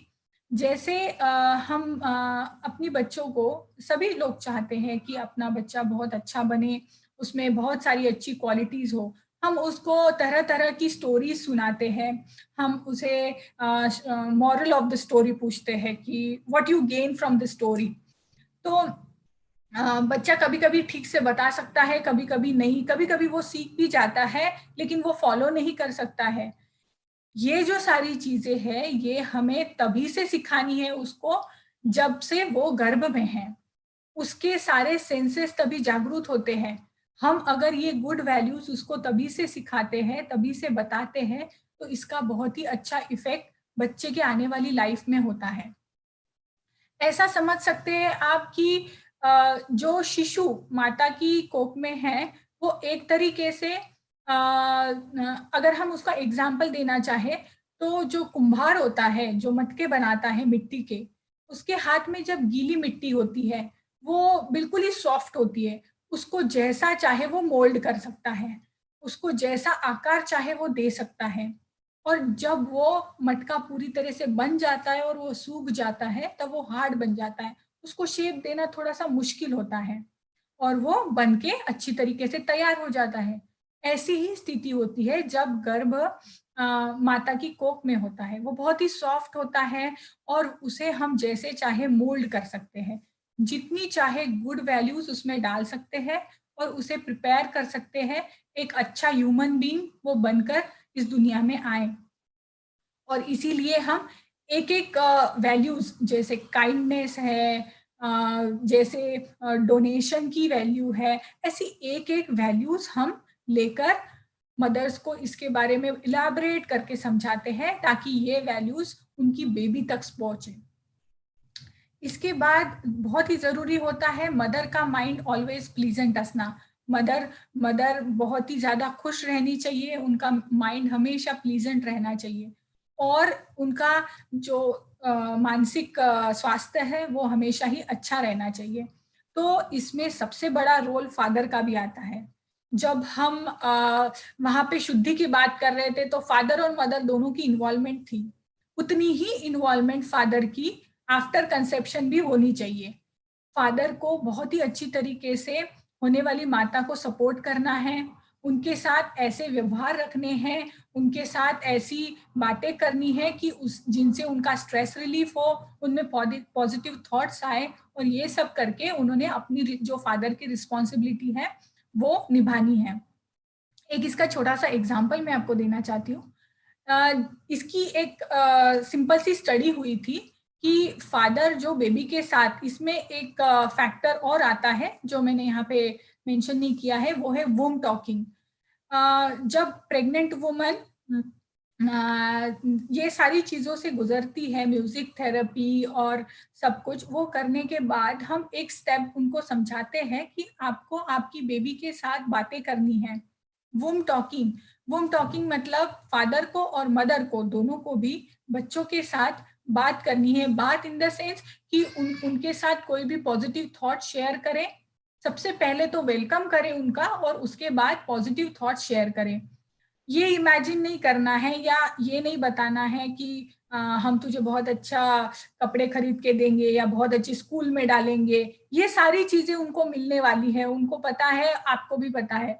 हमें उनके साथ पॉजिटिव थॉट्स मतलब एज ए ह्यूमन बीइंग वो कैसा बने, कितना अच्छा वो बन सकता है, ये दुनिया कितनी अच्छी है और इसको और अच्छा हम कैसे बना सकते हैं, ये थॉट्स हम उसके साथ शेयर कर सकते हैं। और जब फादर बेबी के साथ बात करता है तो उसकी जो वाइब्रेशंस है, मेंटल वाइब्रेशंस, वो कैसे चेंज होती है, ये देखने के लिए एक छोटी सी स्टडी की गई थी जिसमें मदर की यूएसजी कंटिन्यूएशन में चल रही है और जो फादर है वो हमेशा बेबी से बात करते हैं, वो वूम टॉकिंग करते हैं। और जब उनकी यूएसजी चल रही है उस टाइम बाकी के कई लोग बातें कर रहे हैं आकर मदर के साथ और बेबी के साथ, तो क्या चेंजेस आते हैं यूएसजी में। और जब बेबी के फादर आते हैं तब जो वेव्स है वो यूएसजी में कैसे चेंजेस दिखाती है। ये जब स्टडी हुई थी तब ये देखा गया कि जब फादर मदर के साथ बात कर रहे हैं और बेबी के साथ बात कर रहे हैं तो उसमें अलग तरीके की लहरें देखी गई, जिससे कि ये स्पष्ट होता है कि ये जो बेबी है जो गर्भ में है वो अपनी मदर और फादर के, मदर के वॉइस को तो करता ही है बट फादर के वॉइस को भी रिकॉग्नाइज करता है और उसी तरह के वाइब्रेशंस उसकी बॉडी में तब निर्माण होते हैं। तो ये फादर का भी रोल होता है कि हमेशा वो बहुत ही सपोर्टिव तरीके से मदर के साथ थ्रू आउट द प्रेगनेंसी रहे। इसके बाद आता है ट्रीटमेंट ऑफ माइनर एलिमेंट्स, मतलब प्रेगनेंसी में कई सारी तरीके की छोटे छोटे एलिमेंट्स होते हैं, जैसे कि नौशिया है, वॉमिटिंग है, बैक एक है, ये बहुत सारी चीज़ें होती है। और सारी चीज़ों के लिए हम बहुत सारी मेडिसिन बाहर से नहीं ले सकते हैं, और लेना अच्छा भी नहीं होता है, उसके साइड इफ़ेक्ट्स कई सारे होते हैं। तो ये सारी चीज़ें नेचुरल तरीके से आयुर्वेदा से हम कैसे ट्रीट करें, ये सारी चीज़ें भी हम सबको समझाते हैं। ये पूरा प्रोग्राम हो गया है गर्भ संस्कार का। गर्भ संस्कार का पूरा प्रोग्राम करने के बाद भी आयुर्वेदा में ब्रीफली क्या डिस्क्राइब किया गया है कि आपकी डिलीवरी अनकॉम्प्लिकेटेड कैसे हो। मतलब हम एक तरह से प्रिपेयर करते हैं मदर को कि आपकी आने वाली जो डिलीवरी है उसके लिए आप फिजिकली और मेंटली कैसे फिट रहे, और उसमें मिनिमम कॉम्प्लिकेशंस या आए ही नहीं, इसके लिए आपकी बॉडी हमेशा तैयार रहे। इसे सुख प्रसवा कहते हैं, मतलब सुखपूर्वक उसका डिलीवरी होता है। इसके बाद पोस्टनेटल केयर, मतलब आफ्टर डिलीवरी क्या केयर करनी है, क्या रेजिम करना है, मदर का डाइट क्या होना चाहिए, मदर ने क्या क्या करना चाहिए, उनकी एक्टिविटीज क्या होनी चाहिए, उस समय भी आजू बाजू में जो वातावरण है वो कैसे शुद्ध रखें, उनको कैसे सपोर्ट मिले अपनी फैमिली की तरफ से। मदर्स में बहुत सारे चेंजेस आते हैं, हार्मोनल भी आते हैं, इमोशनल भी आते हैं। ये सारे चेंजेस के साथ कोप अप करने के लिए मदर को फैमिली सपोर्ट और खुद का मेंटल सपोर्ट बहुत ही ज्यादा महत्वपूर्ण रहता है। तो वो खुद भी मेंटली बहुत स्ट्रांग रहे और उनके फैमिली मेंबर्स भी उनको अच्छी तरीके से सपोर्ट करें, ये बहुत जरूरी और आवश्यक होता है। इसका बहुत ही अच्छी तरीके से डिस्क्रिप्शन आयुर्वेदा में दिया गया है। और इसके बाद आता है बेबी केयर। बेबी को बेबी की केयर कैसी करनी है, उसको मतलब उसका बॉर्न, जब वो बॉर्न होता है तब से लेकर उसको क्या क्या खिलाना है, उसको उसकी कैसी केयर करनी है, कैसे नहलाना है, कैसे कपड़े पहनाना है, ये सब का विस्तृत वर्णन होता है और इन सब के बारे में डॉक्टर्स गाइड कर सकते हैं। तो ये कंप्लीटली हो गया है गर्भ संस्कार का, और जो आयुर्वेदा में दिया गया है। ये जो मैं आपको बताने की कोशिश कर रही हूँ, इससे हम बहुत ही अच्छी तरीके से ये समझ सकते हैं कि जो आयुर्वेदा है इसमें ये सारी चीजें वर्णित है।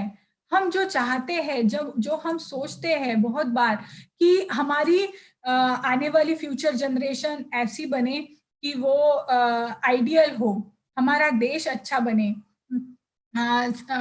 हमारे आने वाले बच्चे जो है वो बुद्धिज्म फॉलो करे, वो मेंटली इतने स्ट्रांग रहे कि वो किसी भी ट्रॉमा को अच्छी तरीके से झेल सके, और वो फिजिकली भी उतने ही स्ट्रांग रहे।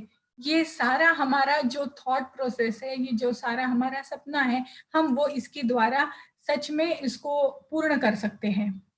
तो ये सारी जो है ये सारी विषय जो है, पूरा विषय आपके सामने रखने का मेरा मेन उद्देश्य यही है कि आप लोग ये समझे कि इसको फॉलो करने से, आयुर्वेद को फॉलो करने से और गर्भ संस्कार को फॉलो करने से हम वो चीज बना सकते हैं जो हम कभी सोचते हैं। और थोड़ा सा अगर हम ऐसा सोचते हैं कि बाबा साहब ने बहुत अच्छे कार्य किए हैं, उन्होंने उनकी जो पर्सनालिटी है उनको फॉलो करना है, और सच में उनके जो सपने थे उनको साकार करना है, तो मुझे लगता है हमें ये गर्भ संस्कार उसमें बहुत हेल्प कर सकता है।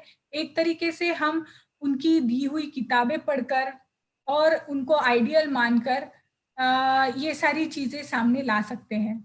तो इसी पर मैं अपना विषय जो है वो अभी समाप्त करती हूँ।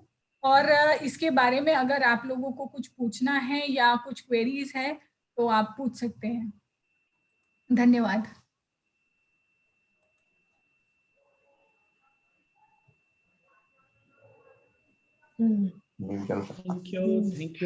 Thank you so much, Dr. Snehal ma'am.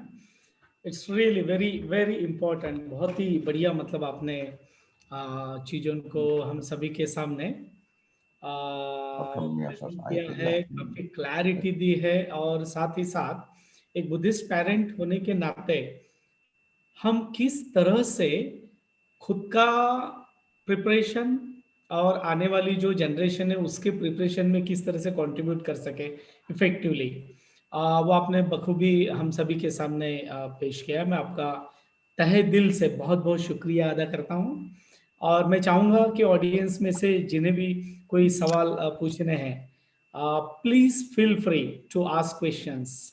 आप सवाल पूछने के लिए अपने आप को खुला कर दीजिएगा और सवाल करिए।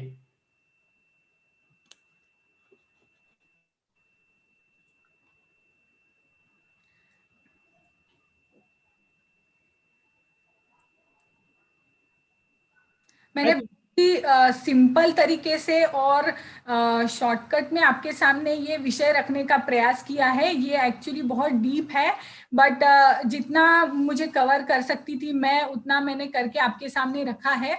अगर आपको अभी भी कुछ मतलब इसमें समझा नहीं है या बाद में भी कुछ ऐसा रहा तो आप मुझे जरूर कांटेक्ट कर सकते हैं। आपकी क्वेरी सॉल्व करने के लिए मैं हमेशा तत्पर रहूंगी। और यहाँ स्क्रीन पर स्नेहल मैडम का नंबर ऑलरेडी है 9910998265। तो हम में से कोई भी उनसे कांटेक्ट कर सकते हैं बाद में। That's really good. Any questions, please feel free. Yes, मैं अभिषेक जी को देख रहा हूँ कि वे आपसे कुछ सवाल करना चाहते हैं। स्क्रीन पर मतलब वे थैंक यू का ये देख रहे हैं, मतलब स्क्रीन शेयर शुरू है इसलिए, तो शायद उनको हम देख नहीं पा रहे, परंतु वे कुछ सवाल करना चाहते हैं, तो प्लीज। हेलो डॉक्टर स्नेहल, आपने बहुत बहुत अच्छे से गर्भ संस्कार को बहुत अच्छे से एक्सप्लेन किया है, और इट इज बहुत बहुत ही अच्छा इंफॉर्मेटिव था हमारे लिए। मुझे एक सवाल पूछना था कि कौन से मंथ में किस प्रकार का हमें डाइट देना चाहिए पेशेंट्स को। तो क्या आप मतलब इसके बारे में थोड़ा सा इंफॉर्मेशन दे सकते हैं, या मैं आपको फोन करूं? हाँ जी, ये जो विषय है कि कौन से मंथ में क्या, ये पूरा मतलब डिटेल है। ये मैं आपको पूरा का पूरा चार्ट बनाकर दे सकती हूँ। हर मंथ में अलग अलग द्रव्यों का सेवन करने के लिए बताया है, और हर मंथ में कुछ आयुर्वेदिक औषधियां हैं, जैसे कि शतावरी है, अश्वगंधा है। तो कौन से मंथ में हम कौन सी दे सकते हैं, कब घी देना है, ये पूरा मेंशन किया गया है। ये मतलब पूरा डिटेल विषय है। तो इसके बारे में मैं आपसे जरूर सारी इंफॉर्मेशन शेयर करूंगी। एक चार्ट है मेरे पास जिसमें पूरे 9 मंथ्स का डाइट प्लान है, वो मैं आपके साथ शेयर कर दूंगी। जी, thank you so much. Yes, thank you. Thank you Abhishek ji, this was really very nice question and very important question to take care. और भी कोई सवाल पूछना चाहते हैं तो प्लीज हैंड रेज करिएगा, ताकि मैं आपका नाम लेकर मैडम को बता सकता हूँ, या आप डायरेक्ट सवाल कर सकते हैं।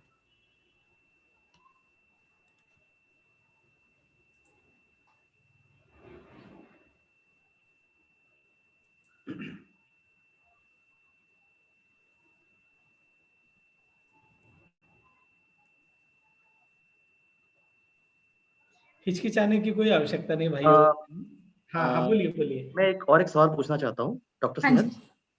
जैसे आपने कहा कि पंचकर्म जो है वो डिलीवरी या कंसेप्शन से पहले हम लोग आप करते हैं, लेकिन अगर सपोज कोई लेडी अगर प्रेग्नेंट है, तो is this okay to go for panchakarma? नहीं, अगर कोई लेडी कंसीव कर चुकी है तो उसके बाद पंचकर्म निषिद्ध है, मतलब पंचकर्म नहीं कर सकते हैं। तो इस केस में जब प्रेगनेंसी कंसीव करने के बाद जब हम हमसे मिलते हैं, तब हमें उन्हें सिर्फ औषधों की शमन चिकित्सा, मतलब औषधों से ही उनका उपचार करना है। अगर उनमें कोई मेजर एलिमेंट है तो उस टाइप के मेडिसिन हम उनको दे सकते हैं, और तब तक के लिए उस व्याधि का शमन कर सकते हैं, ताकि वो आगे फ्यूचर में ट्रांसफर ना हो। और अगर कोई ऐसी भी जो व्याधि है जो उनको प्रेगनेंसी में आई है, वो भी हम औषधों से ही उसका निवारण करेंगे, तब हम पंचकर्म नहीं करेंगे। पंचकर्म ये पहले की ही प्रोसीजर है। Yes, thank you very much. Yes, तब तक कुछ लोग सवाल के लिए फिर से अपने आप को तैयार कर सकते हैं। इस बीच मैम आपको बताना चाहता हूँ कि कुछ लोगों ने बहुत बढ़िया कमेंट्स दिए हैं चैट स्क्रीन पर कि nicely explain, too good session, very much informative. And Shraddha Kirti धर्मचारिणी या धर्मचारी हैं, उन्होंने भी कहा है very nice talk. So people are really getting quite clarity and thank you, सबका धन्यवाद। They are really feeling quite connected. तो मैं आपका सही में बहुत शुक्रिया अदा करना चाहता हूँ। जी हाँ, कोई अगर कहना चाहते हैं तो अनम्यूट करिए।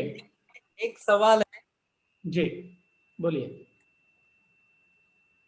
हाँ जी बताइए। मला हे विचारायचं होतं की पंचकर्म वर्षातून कितीदा केलं पाहिजे? जो नॉर्मल स्वास्थ्य व्यक्ती आहे तो वर्षातून एकदा किंवा दोनदा ही पंचकर्म करू शकतो। मैं हिंदी में भी समझाती हूँ इसका कि जो नॉर्मल स्वास्थ्य व्यक्ती होता है शुद्धीकरण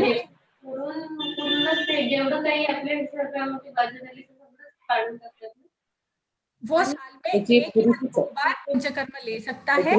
और जो कंसीव करना है जिनको, कंसीव करने से पहले एक बार जरूर पंचकर्म लेना चाहिए। अगर पॉसिबल है, वैसे कंडीशंस है और वातावरण है, वो ले सकते हैं तो जरूर ले, नहीं तो औषधों से अपनी ऐसी चिकित्सा करें कि जो भी डिसइक्विलिब्रियम उनकी बॉडी में है वो नष्ट कर सके और स्वास्थ्य रूप से प्रेगनेंसी की ओर बढ़ सके।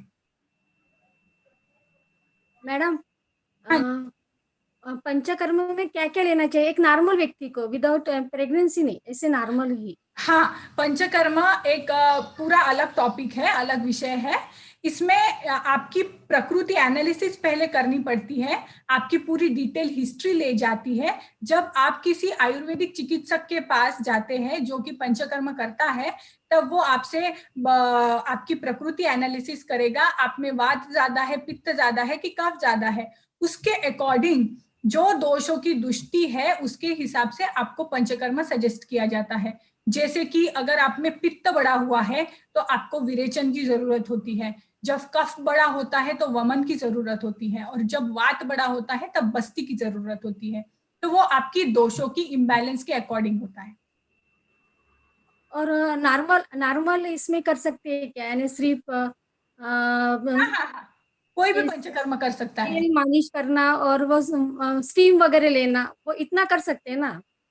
हाँ, एक्चुअली सारा पूरा का पूरा पंचकर्म प्रोसीजर जो है वो एक्चुअली मंथ और 1.5 मंथ का होता है। बट जो वो स्टीम मालिश है वो सिर्फ पंचकर्म नहीं है, वो उसका पूर्व कर्म है। मतलब वो बॉडी को मेन प्रोसीजर के लिए तैयार करना होता है। जैसे कि मसाज हो गई, स्टीमिंग हो गया, इससे बॉडी तैयार होती है पंचकर्म के लिए। तो ये नॉर्मल चीजें हैं, ये आप कोई भी कर सकते हो। लेकिन अगर आपको शुद्धि करनी है, अगर कोई प्रोसीजर करनी है विरेचन या वमन की, तो उसके लिए आपको आयुर्वेदिक चिकित्सक की सलाह लेनी होती है। Thank you. ओके मैडम, मेरा एक सवाल है, मैं सचिन बोल रहा हूँ। हाँ जी बोलिए।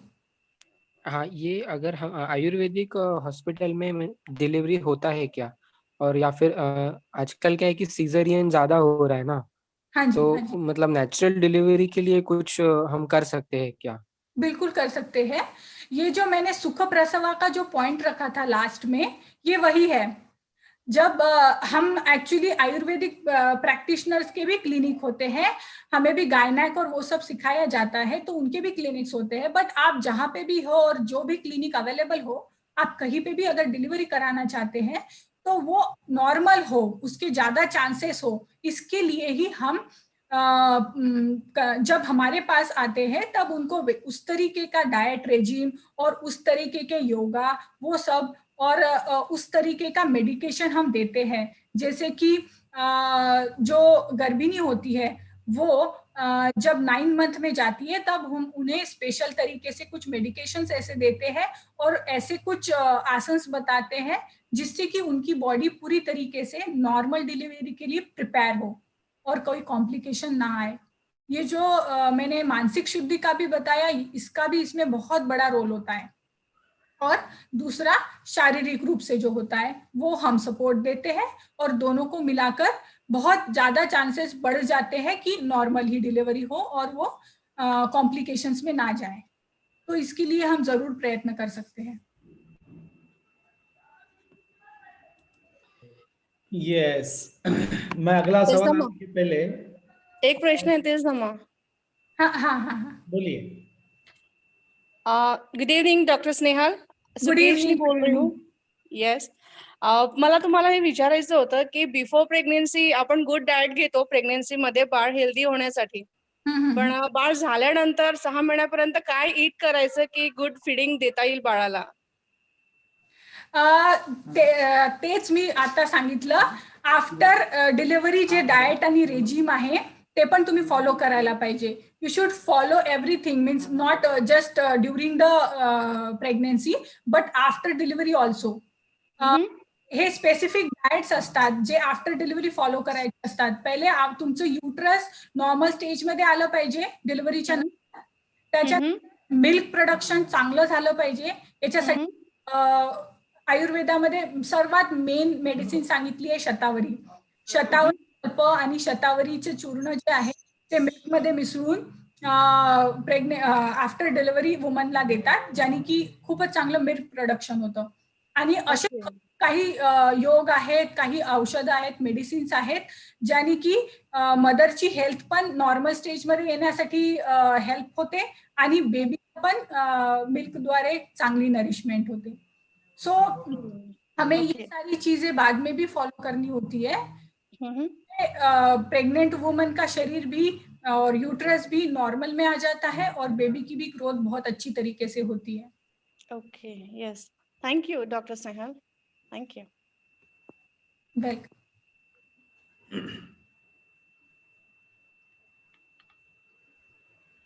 यस तो अगला सवाल आने तक मैं और कुछ बातें बताना चाहूँगा आपको कि रेखा मैम ने कहा है, Rekha Meshram, she said very nice session, thank you so much doctor Snehal. So मुझे ये कमेंट सुनकर बड़ा अच्छा लग रहा है कि मतलब पीपल आर रियली कनेक्टिंग, और निश्चित ही मैं लोगों का भी जो भी ज्वाइन किया है सभी पार्टिसिपेंट्स का शुक्रिया अदा करना चाहता हूँ कि they are trying to understand and asking questions. So इसके बाद अपने अन्वय इसल ऐसा नाम है, प्लीज बोलिए अनम्यूट करके. Good evening ma'am. मॅम माझं नाव अन्वय इसळ आहे. माझा हा क्वेश्चन आहे की प्रत्येक ऋतूमध्ये त्या दोषाचा वेगवेगळा अनुबंध राहतो, म्हणजे प्रकोप प्रशमन हे त्या ऋतूनुसार राहते. तर म्हणजे असं काही आहे का की त्या ऋतूमध्ये जर बेबी डिलिव्हर झाला तेव्हा तर ते ऍज कम्पेअर टू बाकी सीझन्स ते बेस्ट राहील किंवा हेल्दी राहील बाळ? हो, याचा निश्चितच प्रभाव आहे, इसका निश्चित ही प्रभाव है.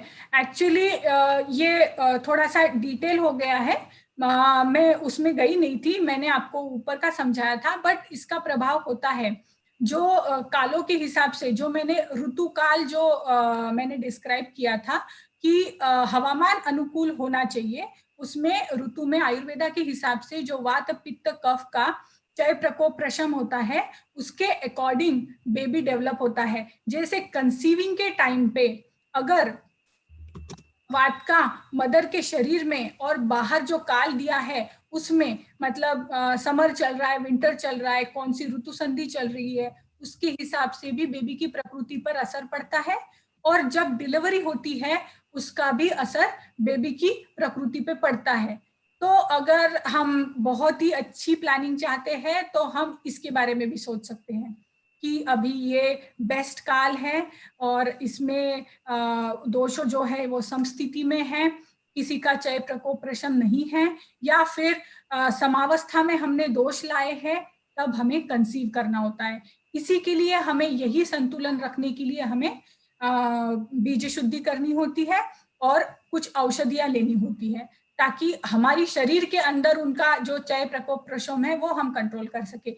बाकी जो हवामान का है वो अगर ऋतु हम मैनेज कर सकते हैं उसी टाइम में कंसीव करना तो बहुत ही अच्छी बात है, उसका बहुत अच्छा प्रभाव बेबी पर पड़ता है. जैसे कि शिशिर ऋतु में अगर कंसेप्शन किसी का हुआ है तो वो जो बहुत ही अच्छा काल बताया गया है, तो वो बलदान और ऐसे जैसे शरीर में बहुत ही अच्छा बल होने वाला शिशु हो सकता है निर्माण, तो हम इसको भी कंसीडर करते हैं कालों में। लेकिन बहुत बार ऐसा होता है कि जैसे कपल कंसेप्शन के लिए आया है और उस टाइम जो हमने उनकी शुद्धि वगैरह करवाई उसमें 3 से 4 महीने का कालावधि जाता है। उसके बाद मेन होता है उनको कि हाँ, अभी जो भी काल आएगा हमने हमारी बॉडी में दोषों का संतुलन किया है, तो हमें अभी कंसीव करना है। तो उस काल तक अगर वो वेट नहीं कर सकते हैं तो हम उन्हें प्रोसीड करने दे सकते हैं। तो इस सब चीजों का प्रभाव जरूर पड़ता है। Okay ma'am, thank you.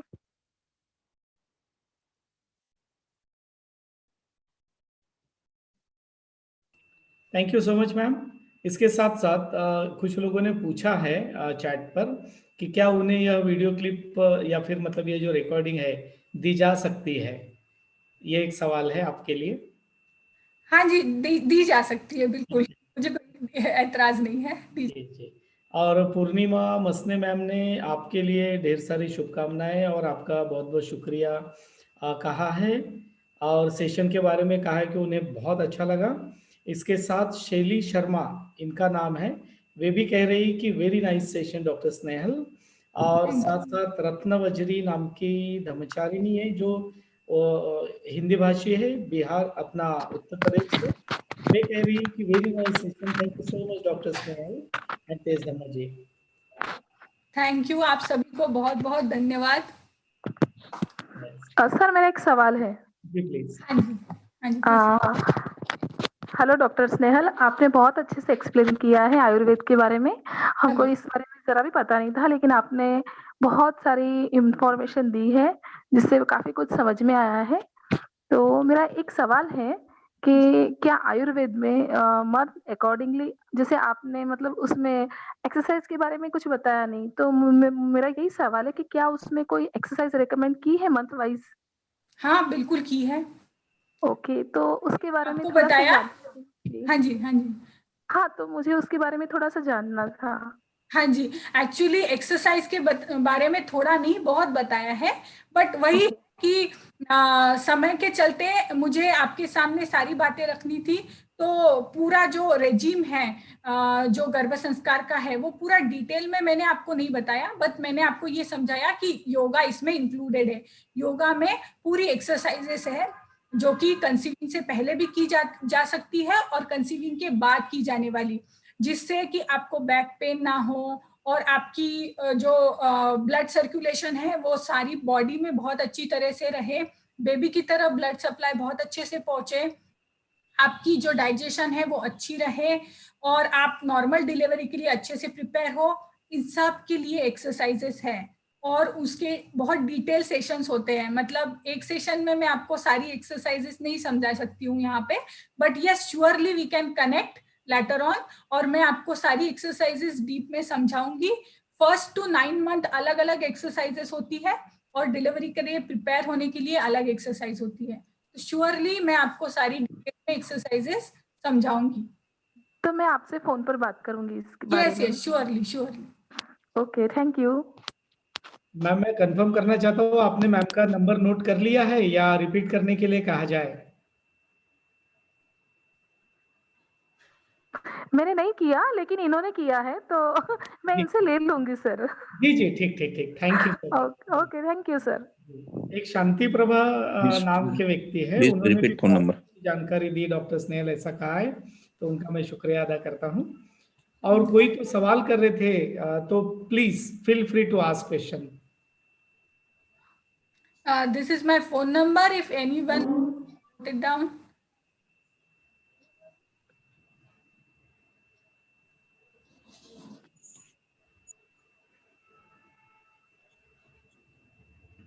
Ji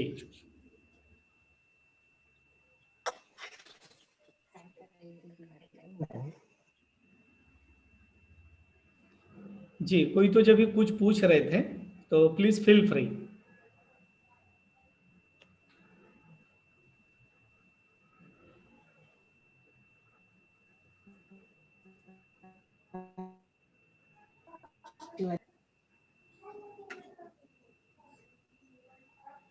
okay तो मुझे लगता है बहुत ज़्यादा क्लैरिटी है, मतलब हमारे बीच साथियों में सभी।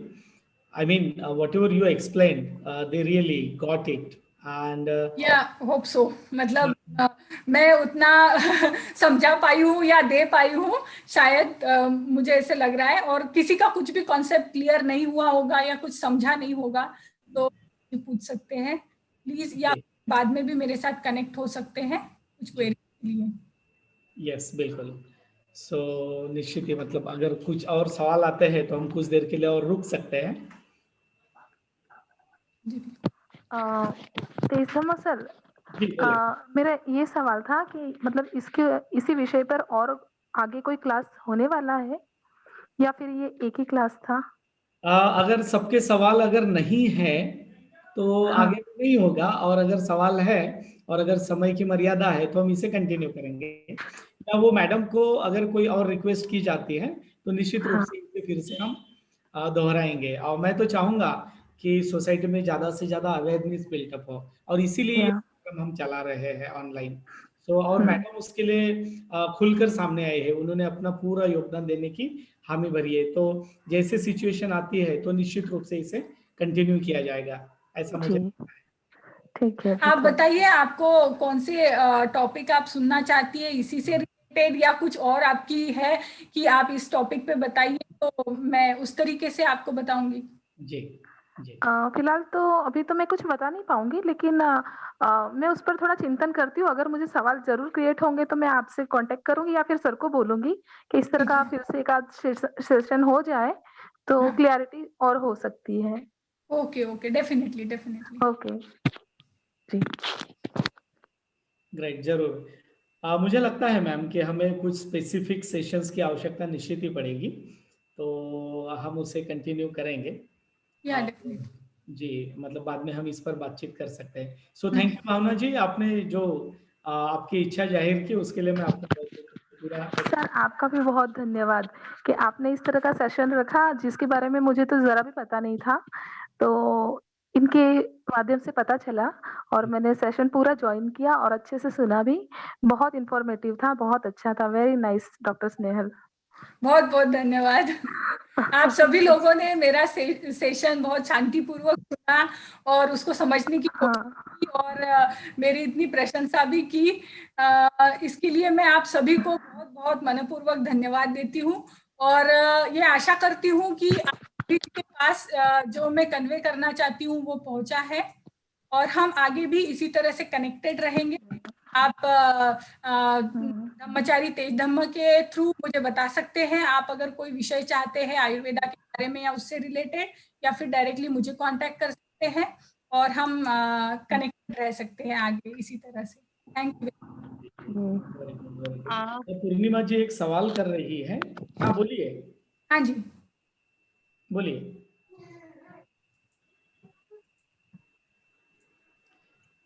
हेलो हाँ जी। हाँ जय भीम मैम। जय भीम। हाँ मैम, मेरी बेटी है 20 साल की है, तो वो बोल रही थी कि वेट लॉस के लिए कुछ है क्या? वेट लॉस के लिए? हाँ, डेफिनेटली है। वेट लॉस के लिए आयुर्वेदा में वेट लॉस के लिए मेडिसिन भी है, डाइट प्लान भी है। आप मेरे से कांटेक्ट कीजिए, जो मेरा नंबर है मैं आपको पूरा डिटेल इंफॉर्मेशन दूंगी। Okay thank you. ग्रेट, बहुत बढ़िया। डॉक्टर स्नेहल। हाँ जी बोलिए। मैं चाहूंगी कि अगर आपका नेक्स्ट सेशन होता है तो आप उसमें पोस्ट प्रेगनेंसी के बारे में जरूर कुछ बताइएगा। ओके ठीक है, पोस्ट प्रेगनेंसी के बारे में भी मैं बताऊंगी। यस। सो हम निश्चित ही इस सेशन को आगे बढ़ाएंगे और जैसे मैम का समय मिलता है, क्योंकि वे स्वयं अपने आप में बहुत बिजी है, उनका अपना मतलब आयुर्वेदिक एक सम्यक नाम का क्लिनिक है जहाँ पर वे प्रैक्टिस कर रही है काफ़ी सालों से और कई लोगों को हेल्प कर रही है। तो जैसे उनका समय मिलता है हम सभी को फिर से एक बार इस बारे में जानकारी जरूर देंगे कि अगला सेशन कब, कौन से तारीख को, कितने बजे रहेगा। So thank you so much. या so this is 6:43 हमने 5 बजे से सेशन शुरू किया है, सो लगभग 1.25 घंटा चल रहा है। सो मैं चाहूँगा कि अगर किसी का अभी कोई सवाल नहीं आ रहा है तो यहाँ पर हम आगे बढ़ना चाहिए और समाप्ति की ओर जाने में कोई हर्ज नहीं होगा, ऐसा मैं समझता हूँ। ठीक है Snehal madam? Okay okay.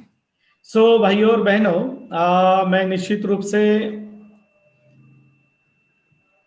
Snehal ma'am ने जो हमें समय दिया है, जो मार्गदर्शन किया है, जो चीजें हमें काफी क्लैरिटी के साथ बताई है, और जो बुद्धिस्ट अप्रोच है, बुद्धिस्ट अप्रोच किस तरह से है, इसका कनेक्शन किस तरह से है, और आयुर्वेदा पर एक तरह से मतलब बुद्ध को किस तरह से नमन किया जा रहा है, और साथ साथ मतलब हमने क्या प्रिकॉशंस लेनी है ताकि नेक्स्ट जनरेशन है वो हेल्दी और मतलब केवल शारीरिक ही नहीं तो मानसिक रूप से भी किस तरह से हम उनके साथ संस्कारों के चीजों को आगे बढ़ा सकते हैं। यह बात काफी काम जाऊ देगा आता चेंज कर तुला सुचले काय ना। और मैं निश्चित ही मतलब ऐसा समझता हूं कि हमें उन्होंने जो जानकारी जिनका मैं उल्लेख नहीं कर रहा हूं क्योंकि वो आपके साथ ही बनी रहे, ऐसा मैं चाहता हूं। उन सभी चीजों के लिए मैम का सचमुच ही मतलब पीपल टू पीपल ऑर्गेनाइजेशन की तरफ से व्यक्तिशः मैं और आप सभी जितने भी पार्टिसिपेंट्स हैं, आप सभी की ओर से मैं बहुत बहुत शुक्रिया अदा करता हूँ, उनका आभार प्रकट करता हूँ, उनका पुण्यानुमोदन करता हूँ। और निश्चित ही उन्होंने जो हमें मार्गदर्शन किया है वो हम केवल हम तक ही न रखें, उसे स्प्रेड आउट करें और लोगों तक जाने दीजिए। जरूरी नहीं है कि आपके ही परिवार में बेबीज आ रहे हैं तो आपने केयर लेनी है, बल्कि जो भी रिश्तेदार है कम्युनिटी में जो जो लोग आपके संपर्क में आते हैं उन्हें एनकरेज कीजिए कि मतलब इसी तरह की हमें केयर लेना है। आप इस तरह से आप कांटेक्ट करिए डॉक्टर मैम से, आप उनसे और जानकारी लीजिए। सो यह जो सिलसिला है एक तरह से हैंडिंग ओवर का जो सिलसिला है वो बना रहे, क्योंकि एक तरह से बाबा साहब को जो नॉलेज था, बाबा साहब ने वह नॉलेज कम्युनिटी को दिया। अब कम्युनिटी की जिम्मेदारी है कि तरह तरह का जो नॉलेज है वो हमने कम्युनिटी मेंबर्स ने, जो रिस्पॉन्सिबल लोग हैं, उन्होंने उसे परकोलेट करना चाहिए ताकि हेल्दी जो कम्युनिटी है, healthy baby, healthy mother, but healthy community also can be created, and it can happen because of you, us, हम सभी के द्वारा, आपके द्वारा यह संभव है। तो फिर से मैं स्नेहल मैडम का बहुत शुक्रिया अदा करता हूँ कि उन्होंने अपना मतलब अमूल्य समय, और बहुत ही मतलब वे बिजी रहती है, बावजूद इसके उन्होंने शाम का समय हमारे लिए दिया है। और राउत मैडम का भी मैं बहुत बहुत, स्वाति मैम का मैं बहुत बहुत शुक्रिया अदा करना चाहता हूँ कि हमारी जो आज की गेस्ट थी, आज के मतलब जो मार्गदर्शिका थी हमारी डॉक्टर स्नेहल मैम, तो इनका परिचय बहुत ही अच्छे तरह से दिया है और उनके प्रति की जो रिसेप्टिविटी है वह बरकरार बनी रहने के लिए हम सभी को काफ़ी हेल्प हुई।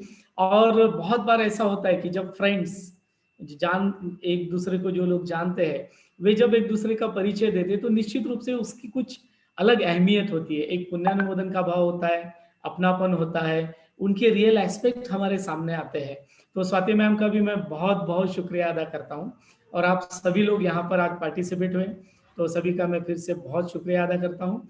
और हम धम्मपालन गाथा के बाद समाप्ति करेंगे, लेकिन मैं चाहता हूँ कि कुछ लोग आप में से कुछ लोग जो धन्यवाद कहना चाहते हैं वो अनम्यूट करके कुछ मिनट हम धन्यवाद के लिए खुले छोड़ते हैं, तो आप व्यक्तिगत रूप से उन्हें धन्यवाद कह सकते हैं। अनम्यूट करिए अपने आप को और बोल सकते हैं।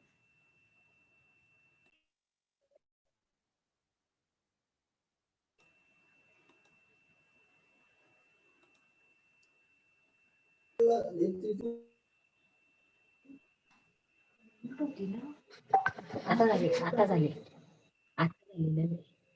धन्यवाद करायचा म्हणून झाली नाही। बोलू शकता आपण, धन्यवाद तर म्हणू शकतो मॅडमला, तसं तुम्ही आपलं व्यक्त केलेलं आहे म्हणा, पण तरी आपण ही अपॉर्च्युनिटी घ्यायला काही हरकत नाही। हॅलो, बोलिए। हा मी जयश्री सरदार बोलत आहे। खूप छान स्पीच दिलेत स्नेहल वहिनींनी स्नेहल सोनुलेंनी खूपच छान, म्हणजे गर्भधारणा कशी असायला पाहिजे सुरुवातपासून खूप छान, खरंच व्हेरी नाईस. थँक्यू. हा, आणि निर्मल ज्ञान पण चर्चा ऐकत होते आणि सॉरी हिंदीत बोलावं लागते. तर निर्मल सुन रहे थे, उनका भी क्वेश्चन था लेकिन वो बोल रहे थे कि बाद में बोलूंगा. कोई बात नहीं, वो पर्सनल में बात कर लेंगे कॉल करके. वो भी थैंक यू बोल रहे हैं. थैंक यू ताई. थैंक यू ताई. बहुत बढ़िया. हॅलो. हा, खूप सुंदर स्नेहल, खूप छान सेशन होतं आणि खूप काही गोष्टी ऐकायला मिळाल्या, त्याबद्दल तुझं खूप खूप पुण्यानुमोदन आणि आमच्या संपूर्ण परिवारातर्फे सुद्धा तुझं खूप खूप पुण्यानुमोदन. Thank you very much.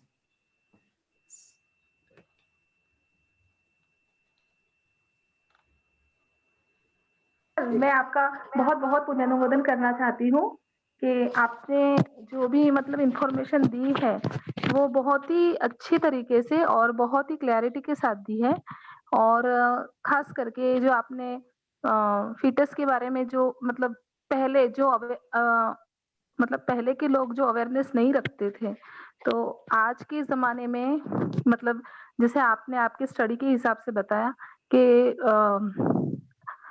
Before conceiving जो पेरेंट्स अब अवेयरनेस रख रहे हैं वो पहले के ज़माने में नहीं थी, तो वो बहुत ही अच्छी मतलब आज के लोगों के लिए वो बहुत ही फायदेमंद हो सकती है, जो अभी भी लोगों को नहीं पता है. तो आज के ज़माने में लोग उसकी केयर कर रहे हैं, और ड्यूरिंग प्रेगनेंसी भी जो भी मतलब केयर करनी चाहिए वो भी आपने बहुत अच्छे से बताया.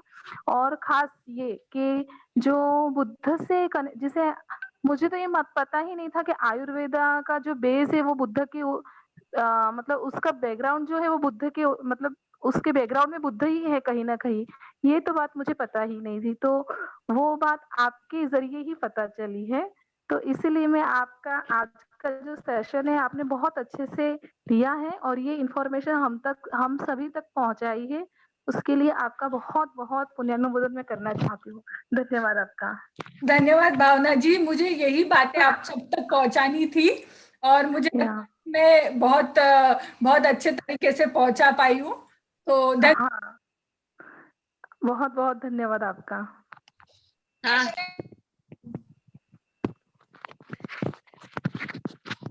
Great. Yes, so thank you so much. अक्सर मतलब बोलने के लिए थोड़ा हिम्मत चाहिए होती है और कभी कभी वो नहीं कर पाते, पर दिल में बहुत सारी तमन्नाएं होती है थैंक यू अदा करने की. तो मैं समझता हूँ कि सभी यहाँ उपस्थित भाई बहन वे आपके प्रति कृतज्ञ हैं. वे उन्होंने मतलब आपने जो भी मार्गदर्शन किया है स्नेहल जी, वे काफ़ी उससे लाभान्वित हुए हैं. तो फिर से उन सभी की ओर से आपका बहुत बहुत शुक्रिया. और इसके बाद हम लोग धम्मपालन गाथा के लिए आगे बढ़ेंगे. फिर से आपने आपका कीमती समय दिया, मैं तहे दिल से शुक्रिया अदा करता हूँ. और सभी लोग हम धम्मपालन गाथा के लिए अभी तैयारी करेंगे. सब पाप सकरणं कुशल उपसंपदा सचित परियोदपनं एतं बुद्धान शासन धम्मं चरे सुचरिता नतं दुचरितं चरे धम्मचारी सुखं सेति अस्मि लोके परमि च न तावता धम्मधरो यावता बहुभासति यो च अपम्पि सुत्वाना धम्मं कायेन पश्यति सवे धम्मधरो होति यो धम्मं न पमजति नत्थि मे शरणं अय्यं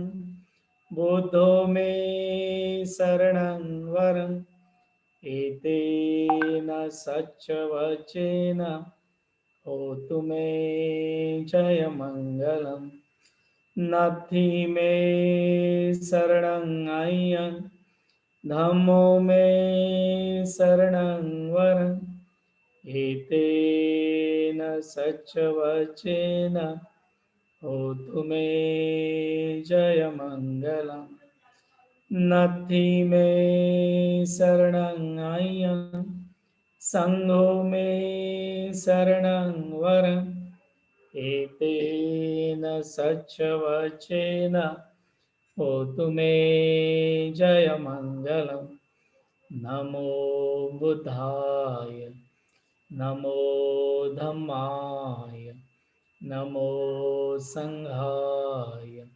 साधु साधु साधु।